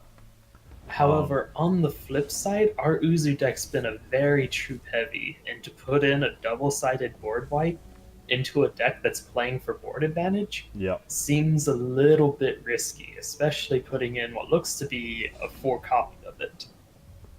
for sure. I agree. Oh, we still have that Massacre. We also have a Closed Coffins here. Closed Coffins is going to make it tough. Closed Coffins is really big for this matchup. Yep. However, we did lose our Crusaders. However, this could also stop the Prophets That's true. from Yep. being able to revive troops. That's very true. It affects the Monarch as well. A little bit of a top deck war here. Another Inquisition.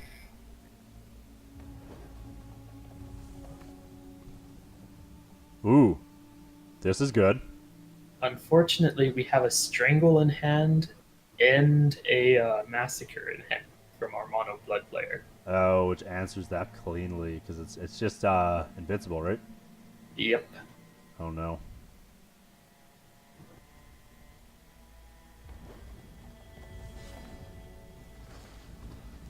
Using a massacre on that, interesting. Instead of the strangle. I guess you want to save the strangle. Oh, there's a vampire king. Okay. You definitely want to have the Strangle for if your opponent plays the High Infinitrix. Yep. Also with the combination of the bride. And we do have a Vampire King. We do. That vampire king coming down is going to be really good here because I think you're okay throwing that under the extinction. Nope, we're not okay throwing that under the extinction. Our mono blood player is just sitting here. Our Mono Blood player has a lot of removal. I'm surprised they're playing all their resources. I guess they're really close to another draw. But I'd maybe start holding a resource for those brides. You have double bride in hand. I agree. Like, what are we digging for here? Is the question.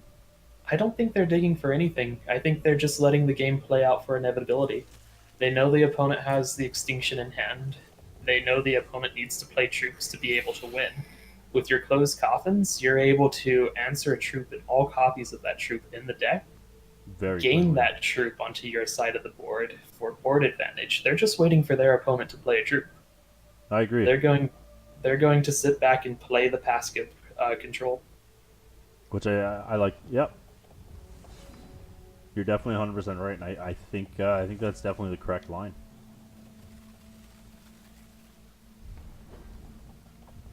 The only question is who draws out first. Because we are cycling cards.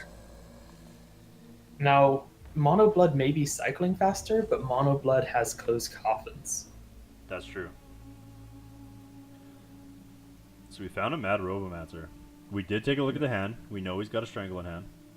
Mad Robomancer gets answered cleanly by closed coffins and by Hero Fall. Yeah. Oh, sorry, yeah. We know he has a Hero Fall in hand. Fortunately, we didn't generate something to protect that Mad Robomancer. Now, this will be interesting. We saw opponent's hand. We know he's got a Strangle and a Hero Fall. So knowing that, okay. So we are just going to go ahead and kill the Mad Robomancer. We do have Vampire Queens here too. Vampire Queen is good, considering we took his board wipes at this point. I think this is a turn that you... Nope, still not running up Vampire Queen. He's still just playing for his control, wanting to hold his extinction for if the opponent plays two troops. Yep. Now, we don't get to see the in-game clock, but it could be possible that our Mono Blood player is also ahead of time, and they're leveraging it for Game 3. That is true. Yep, that could be. That definitely could be the case. Vampire Prince is a clean play here, able to get rid of some removal, protect these brides. Another Hero Fall. So the Queen is going to come down. The Queen is going to be very hard for the Uzu player to deal with. Excuse me. Like we know he's lost 3 massacres, or sorry, 3 extinctions. Yeah. We have a Hero Fall in hand, but the Hero Fall does not answer the babies. Nope. We did get a High Infinitrix. Interesting top deck. Gatherer comes down.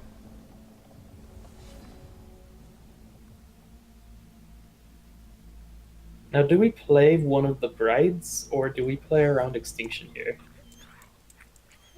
I think we just leverage this Vampire Queen until your opponent does something about it. I agree. I think you have to play that line.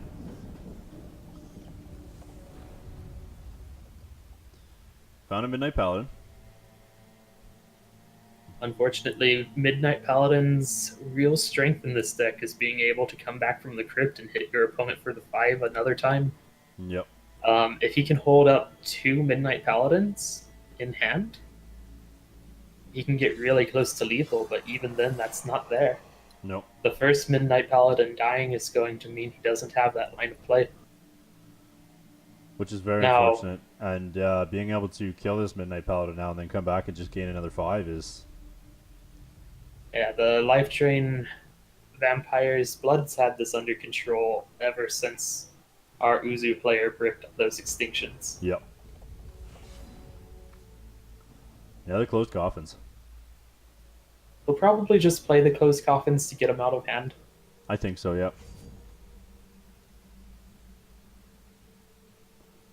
Man, so we are going to gain 7 life here. So we're going to go back to 13.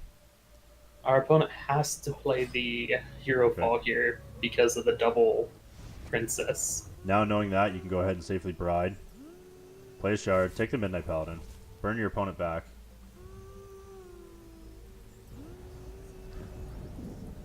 Oh, we can't take it, right, because it exiles. Never mind. Yeah, the closed coffins does apparently work against our bride.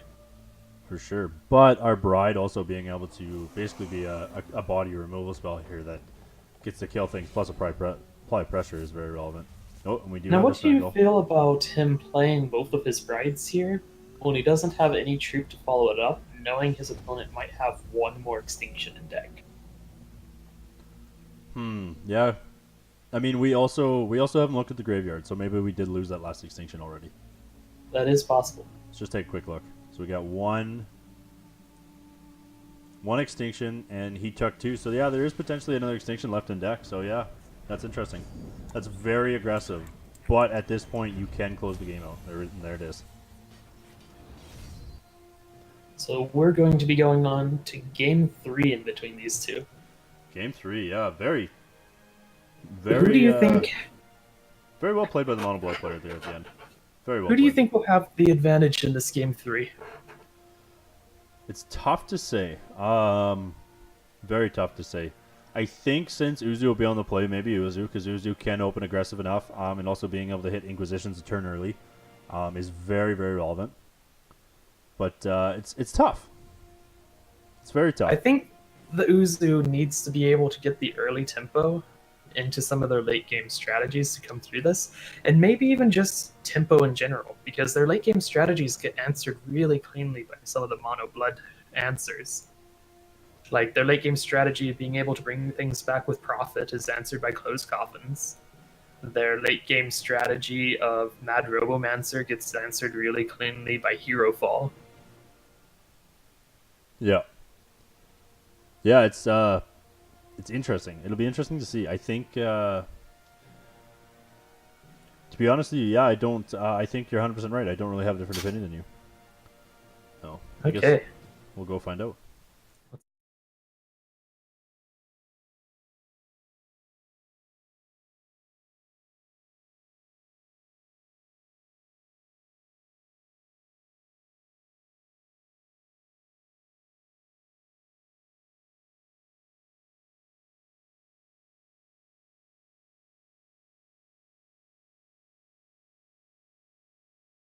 All right, and we're live.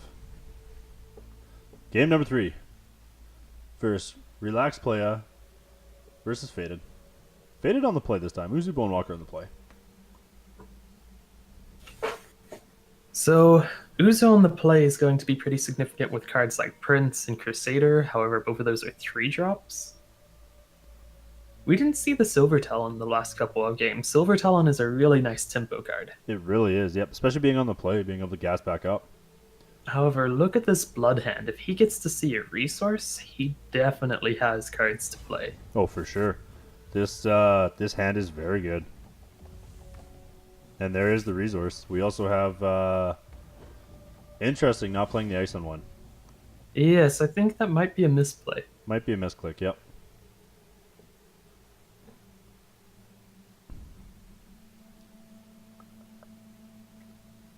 So this is where the real skill in the Yuzu deck comes into play. What are you playing here?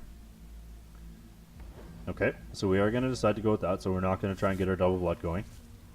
Well, you can't... Oh, was that with a Sepulchre card? That was just a well.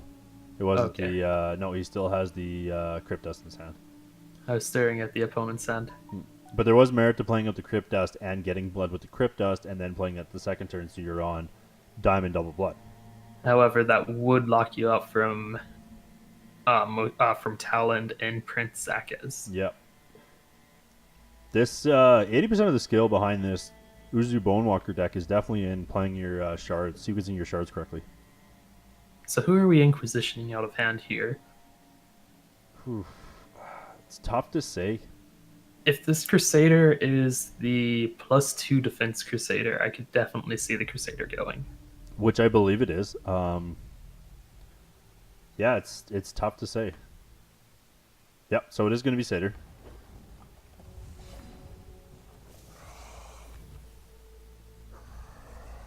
Now, Zakez is going to be coming in and going to definitely be answered before it can untap. I agree. Yep. Yeah, I think our mono blood player is going to have to answer that with a strangle. There it is. And they can probably look for fifth resource from that. Oh And I no. see no reason for them not to find fifth resource. I agree. I think here you're finding your fifth resource. Or sorry, your sixth resource. Okay, so we found our second blood. Our Uzu bricked for a turn. Which that is is going to be horrible. Very unfortunate. However, being able to go Inquisition here, you get to take the Bride, which is very good, and then follow up with the Strangle to deal with any of his pressure, which does give you a few turns of headroom here. But then again, I could see taking the Hero Fall, just because you can strangle the Prince and then Hero Fall the Bride. I actually like taking the Hero Fall, or you can put enough pressure on board where you force your opponent to have to massacre your board as well as eating their own troops. So there's a few good feel ones like there. taking the Bride might have been the right play, though, because you can force a Hero Fall on your Silver Talon. That's true, yep. Which Silver Talon does get to come down next turn. Now, having the 5 thresholds doesn't mean anything with this Bride, and now this Bride is actually significantly worse because of the box. Yep.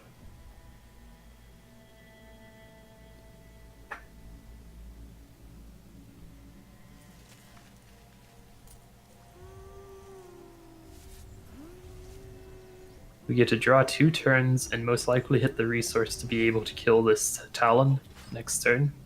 Hero Fall on the Bride, there's good.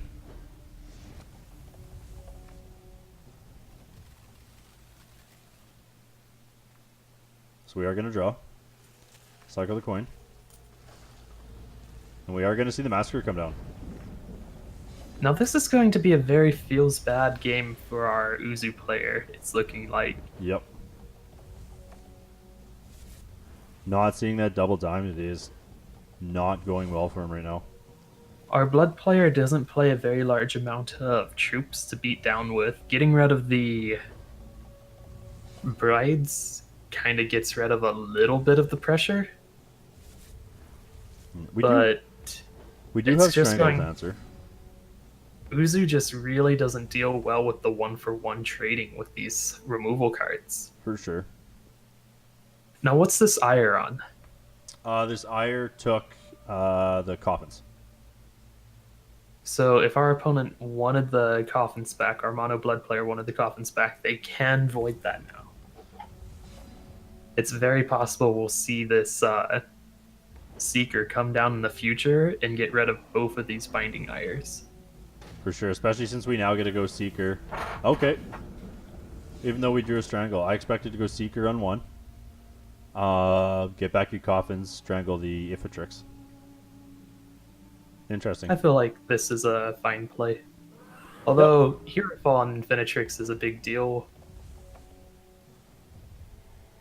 And now we get a gas back up with Blood's Favor. Ooh, and we did find Double Prince. Double Prince coming down here is going to be good. It's going to bait out the rest of Uzu's removal.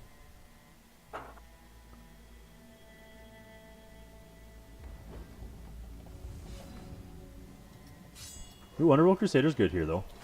Yeah, Underworld Crusader being able to draw more cards and being killed in main phase 1 might have been significant.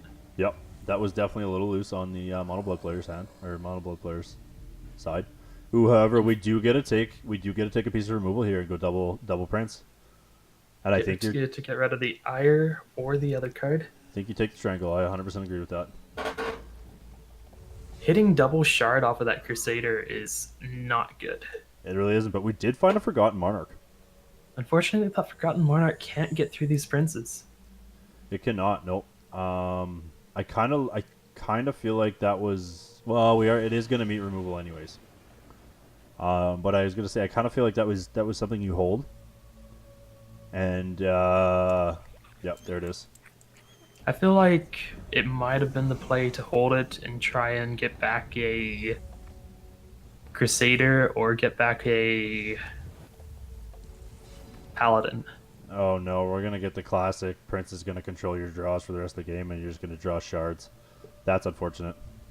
Well, we knew this was going to happen against the Mono Blood. Mono Blood answers the Uzu deck very well with the 1-for-1 trades of removal. It does. Yep.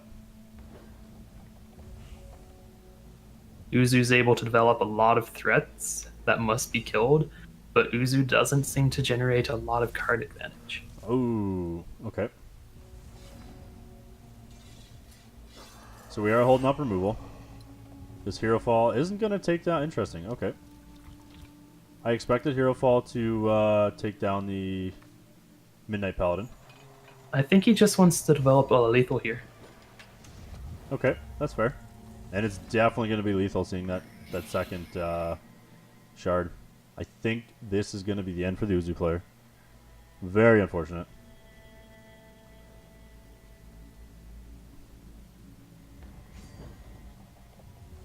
So Mono Blood just answering these troops 1-for-1 very effectively. Yep. Massacre off the top. Nope. So that looks like it's going to be it for the Uzu player. Now I do have to take one thing back. They brought in a lot of extinctions for that game too, and I thought it was a misplay when they bricked on them. However, after seeing the Vampire Queen in game 2 and the Vampire King in game 2, seeing that this person's playing the full vampire family. I think it was definitely correct. Yep. I'm definitely Yeah. taking that back. I think it was definitely correct for Faded to bring that in. 100%. I think he just had very unfortunate draws. We got Faded in chat here. Shout out to you, Faded, for playing this deck. You said you got it from Curtis. You said it was your first time playing it. I don't know if it's your first time playing Immortal, but regardless, shout out to you. This is a very challenging deck. Immortal Q is not very popular, so it's really tough to test your Immortal decks before going into one of these series, but you've still piloted the deck very well for your first time around. It was a very, very hard matchup for the deck. And that too, yeah. Having to play one of your hardest matchups for the deck for your first time around is not easy, but you definitely played it very well. So hats off to you. Good job there. Unfortunate you lost there, but you definitely played it well. So, but yeah. So relaxed player gonna finish 2-1 here. So how many more games are we going to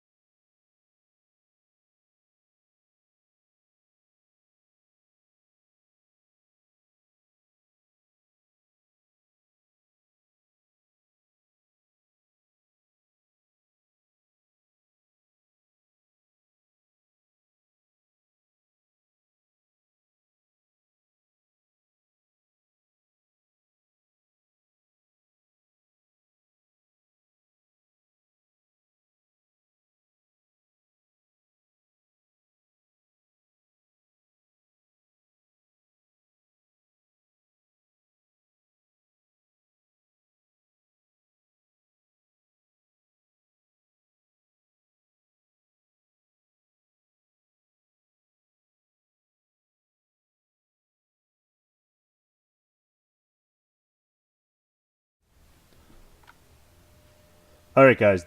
Last game of the night. here's the finals. So our other finalist tonight that went 3-0 was Skesh. So congratulations to Skesh. Unfortunately, though, they only played one game, and then it looked like his opponent just conceded and dropped out to him. I don't know what happened there. His opponent wasn't there. There was only one 5-minute game recorded, so it's most likely his opponent wasn't there. But congratulations to Skesh going 3-0. And this is Shirion the Mage versus Thanatos in the battle for the other person going 3-0. And this is the one I've been waiting for. This is the one I'm excited about. We've got 9vet on Turn's deck, and our Thanatos is currently on Turbopaw. Yep. So both of these decks are very similar. One's taking extra turns, the other one's trying to just combo out and turn sideways. But they both explode in the same manner. Yep. This will be very, very interesting to see which combo deck comes out on top.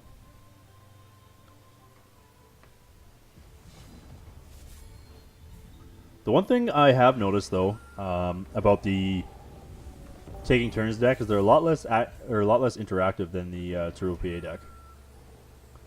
But we are going to meet each other with Thunder Seers. Oops, sorry. Our taking turns deck definitely doesn't seem to run as much board interaction. However, how do you feel about the Diamond Sapphire deck having access to the Cosmic card, the Mobilize card? Cosmic Calling, I think that is definitely going to make it be able to go off faster. And I think that card is definitely going to be clutch in this match. However, an early Stormcloud coming down is very interesting. However, we do have Runebind in Transmogrifade to interact with that Stormcloud. We also found a Light Devotives here. We have Light Devotives, Cosmic Calling, Runebind, Transmogrifade. We definitely have cards to play this turn. We have Cosmic Shaper in hand. This deck is ready to go off with just a little bit of draw. Interesting. We chose not to mobilize there. On the flip side, I feel like our turns deck is going a little bit slower. They don't have their cost reduction. They do have the early Stormcloud, but this early Stormcloud is going to be answered by either Runebind or Transmogrifade. Yeah, it's definitely risky to run that Stormcloud out as early as he did. Oh, and we are going to see a Cyclone Shaper come down. No cantrip yet, so this is a little dangerous. However, we do have the Runebind to protect it. And that Transmog is going to come down. Note that Runebind is also prophesized, so it is going to draw him a card. No, Turbopod doesn't have their draw function up and running. They can definitely brick at this point. That is true, yep.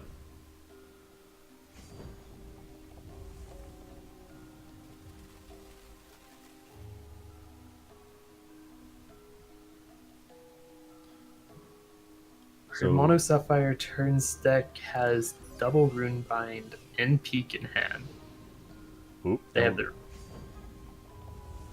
We're also up to being able to start taking turns. Ooh, but we found a Consult. But we However, double Runebind to answer this Consult. And not to mention, one of them is also prophesized. It'll be very interesting. Oh, so we are going to rip the Runebind into... Man. Now this is probably game here. I think so. I think the turns player is just going to be able to comfortably go off. Turns player drew a slow resource, so they're not going to be able to play Eyes first. Which is a little unfortunate. However, even playing Eyes into Stormcloud next turn is still going to be good. It's still going to get them to their banner. They're just going to start generating an absurd amount of advantage. Then they are getting in for 3 points of damage a turn here. Oh, look at this. We found another Time Walk. But they're deciding to take the slow approach. Interesting. The top deck resource is really massive here. This might be an opportunity for our Turbopop player to get back into this game. Yep, because we get a Runebind. Oh, we also found a Psychic Ascension. And more card draw. Yep. This is a very big upset. Unless if we don't find interaction here, this could be a very different game. We do need to find some way to stop the turns deck from going off. and we have yet to find that. Light Devotives does not do it, however, we do get a Rip Psychic Ascension. Psychic But Ascension, no no charges. charges. Unfortunately, even though Nineveh allowed the extra turn here so they could play a little bit more safely on their extra turns, They definitely this got is burnt. probably going to be GG on the side of the extra turns. Ooh, not quite yet. Um, not quite yet. Oh, it's Polymorphic Army. This has been either person's game for the last two turns, and this looks like the win for Thanatos. Yep, he's got to commit to it. He might be afraid of a rune bind, but our opponents play two rune binds. Yep, and I think at this point, seeing that your opponent has the banner, they have the Storm Cloud, you have no way to deal with the Storm Cloud, you have to go for it. This was a very exciting match. It definitely was, and that's going to be it. Polymorphic Army, once again, very clutch. Just stealing It the win. was a beautiful top deck. It really was, yep. Honestly, I kind of feel like our turns player should have gone into their turns earlier. I agree. I think our turns player definitely misplayed. I think you should have just been going into turns, getting that banner going. And if anything, by the time you're going to give your opponent another turn, you better have that banner so that you can try and scramble to survive that turn and then draw a couple extra cards and try and go off. Now we've seen this from this player a couple of times in this series. They tend to be a little bit more greedy and go an extra turn to try and get the extra +1 turn or the extra draw instead of trying to get the extra turn early and going for it. Yeah, it's definitely punished him a few times. I wonder if he'll learn his game or learn from his mistake in the next game, I guess. We'll have to find out.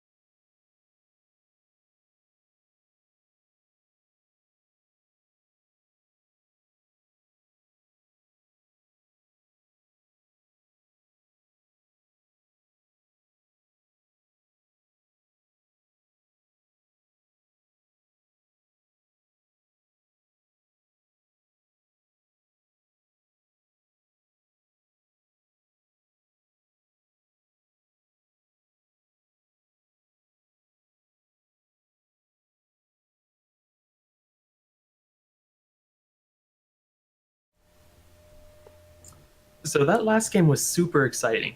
It was a card fight Vanguard moment where you could call final turn during the last three turns and still be wrong. Yep, definitely. It was very very interesting. A few interesting plays on both sides, and kind of a cool top deck war. So from these opening hands, we see the evaporation inside of Thanatos' deck. I kind of thought they would sideboard that out for something else. Yeah, that's very interesting. I mean, the evaporation, I guess, protects from Runebind, but you could probably also run a halt to protect from Runebind. Right, but you also have to look at how many transmogs are we running versus evaporate. Maybe we just don't have the cards, and like you said, evaporate still at least protects your shaper. Now, I know from seeing this turns deck, but I don't know if the turns deck's running transmog in it. That's a good question. Yeah, we haven't seen a turns deck play transmog yet. That's very interesting. Another interesting thing too, I believe it was Thanatos too. The one night that we watched him, he was one of his techs in his sideboard for these combo mirrors was actually deny, which was very interesting. The Turbopaw has the Cyclone Shaper up on mine now, but they don't have the draw. They kind of have the Psychic Ascension in their hand early. It's a bit rough, whereas our turns player has draw, has an extra turn, has a rune bind, has a verdict. They're ready to go for a while. They are, yep. And we are going to see the Consult come down. Ooh, and we found another turns. We also found the shard to play our Mastery time next turn. Yeah, our turns player is already ready to go off. Yep. It's going to be very interesting to see how the Turbo VA player responds to this. And again, we still don't have any way to interact with our opponent. Our turns, I think our turns player just gets to comfortably peek here, find his 6th resource. Ooh. Now we see these. We still found a transmog in deck. Interesting. We do see the 3-mana card come out from Turbopod to maybe try and answer the Cyclone Shapers, and also maybe to answer the Stormcloud. That's a very aggressive Evaporate. I guess it does hold him off of Cosmic Calling. Or not Cosmic Calling, sorry, Consult, so I don't hate that.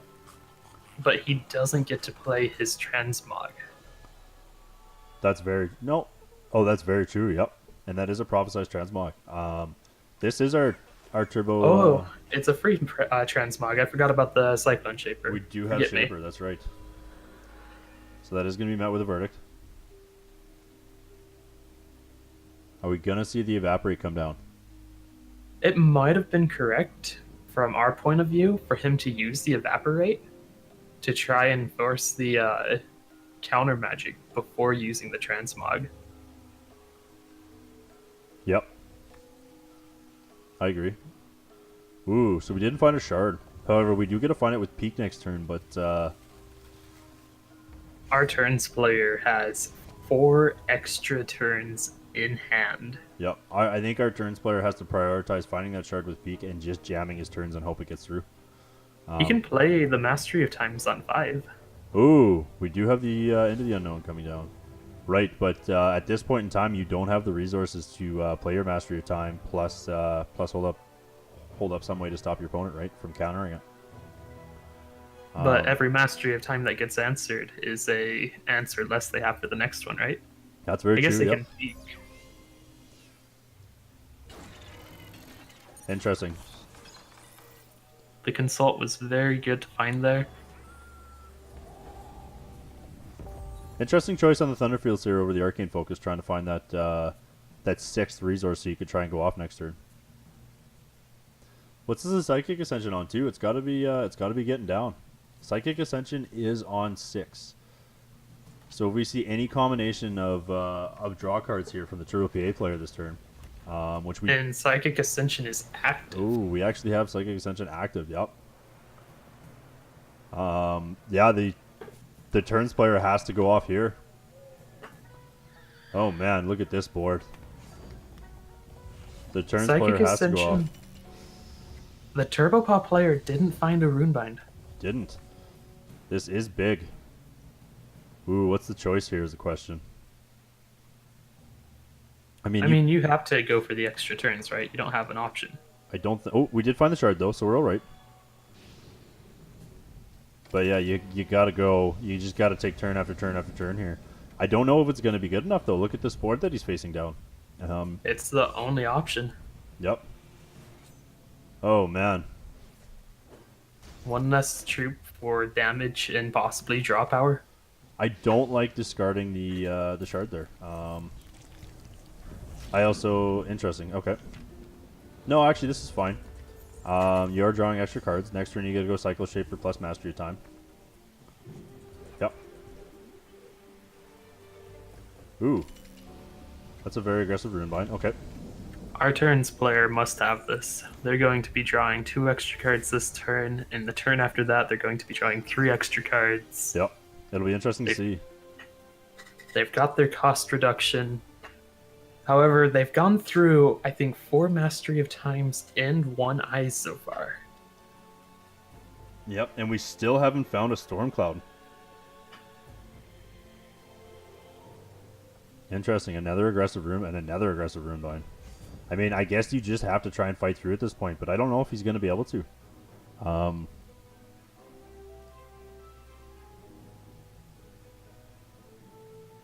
I think he has a really high chance at finding it. Oh, he definitely does, but I mean, we haven't seen it yet, and oop, that's an eyes. Still haven't found it. Yeah, he still has another 9 cards just from what we see on hand and board that Yep. he gets to see.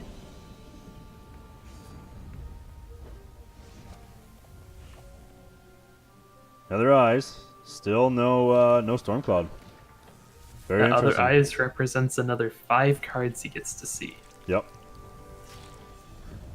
Oh, we didn't ban her. That's a little bit of a misplay. Yep. Or look at how many cards he has left in deck. Oh, only 13 cards in deck, so yeah, maybe he can't. Oh, we are gonna ban her.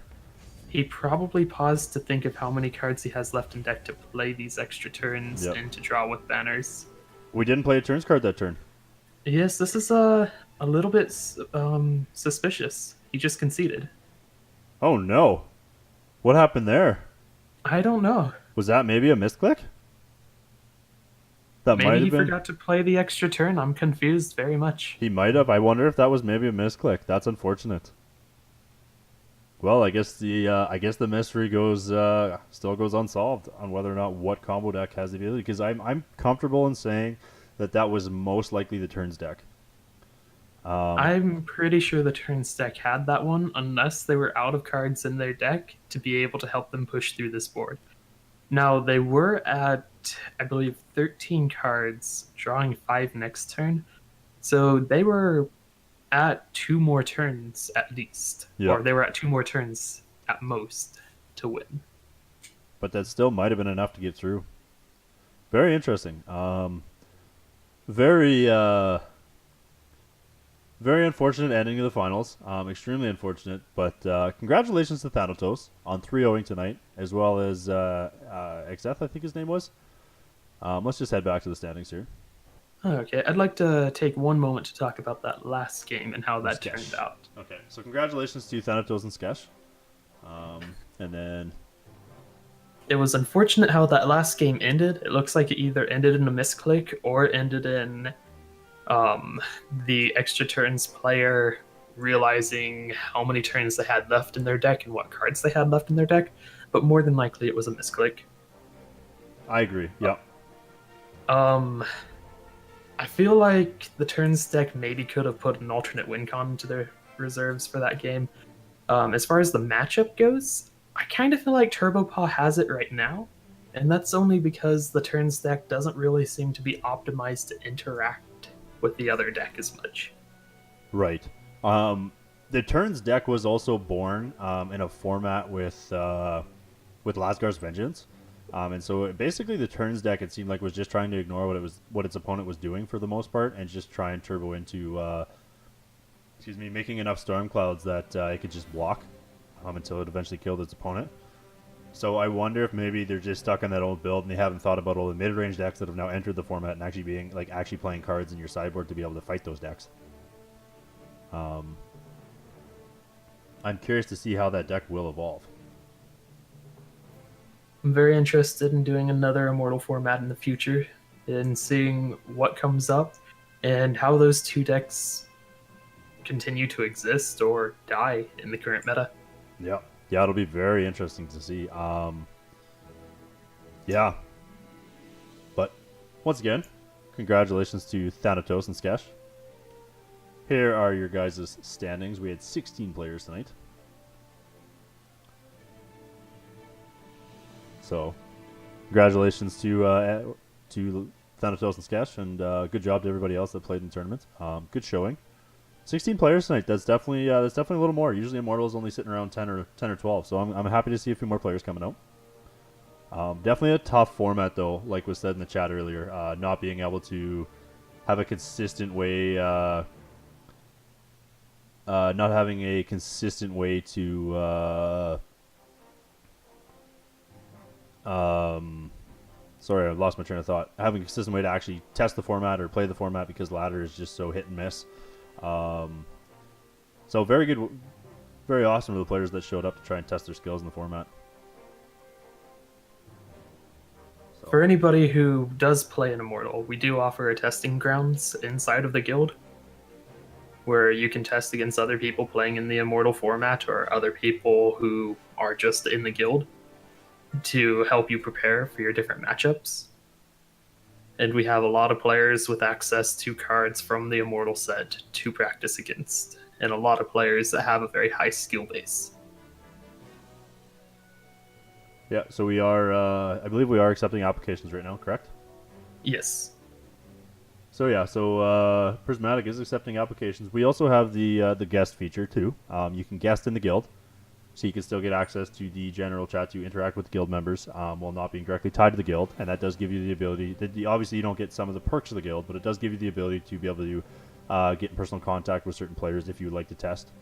Yes, the guest feature is very useful for if you're like a streamer or a member of another guild that would like to have access to chatting with us and trading with us. You can definitely go into our guild Discord, into the apply chat, and just say that you're applying to be a guest with a normal application, name, birthday, are you in another guild, etc. All explained on the welcome page, and we'll welcome you with open arms. Yep. So I think we're gonna call her a night there, guys. Thank you everybody for coming out. It was awesome. Once again, congratulations to Thanatos and Skash on their 3-0. And thanks for coming out and supporting the format, guys. Really appreciate it. I myself would really like the format to take off, and I believe Hellcrescent as well is a supporter of the format. Correct? I am very happy that Immortal format is here, and I'm really happy that there's a weekly tournament. And I thank you, everybody at Hex Primal, for making it a thing. Excellent. I really like to be able to see these Immortal cards being used in other places than PvE. Yep.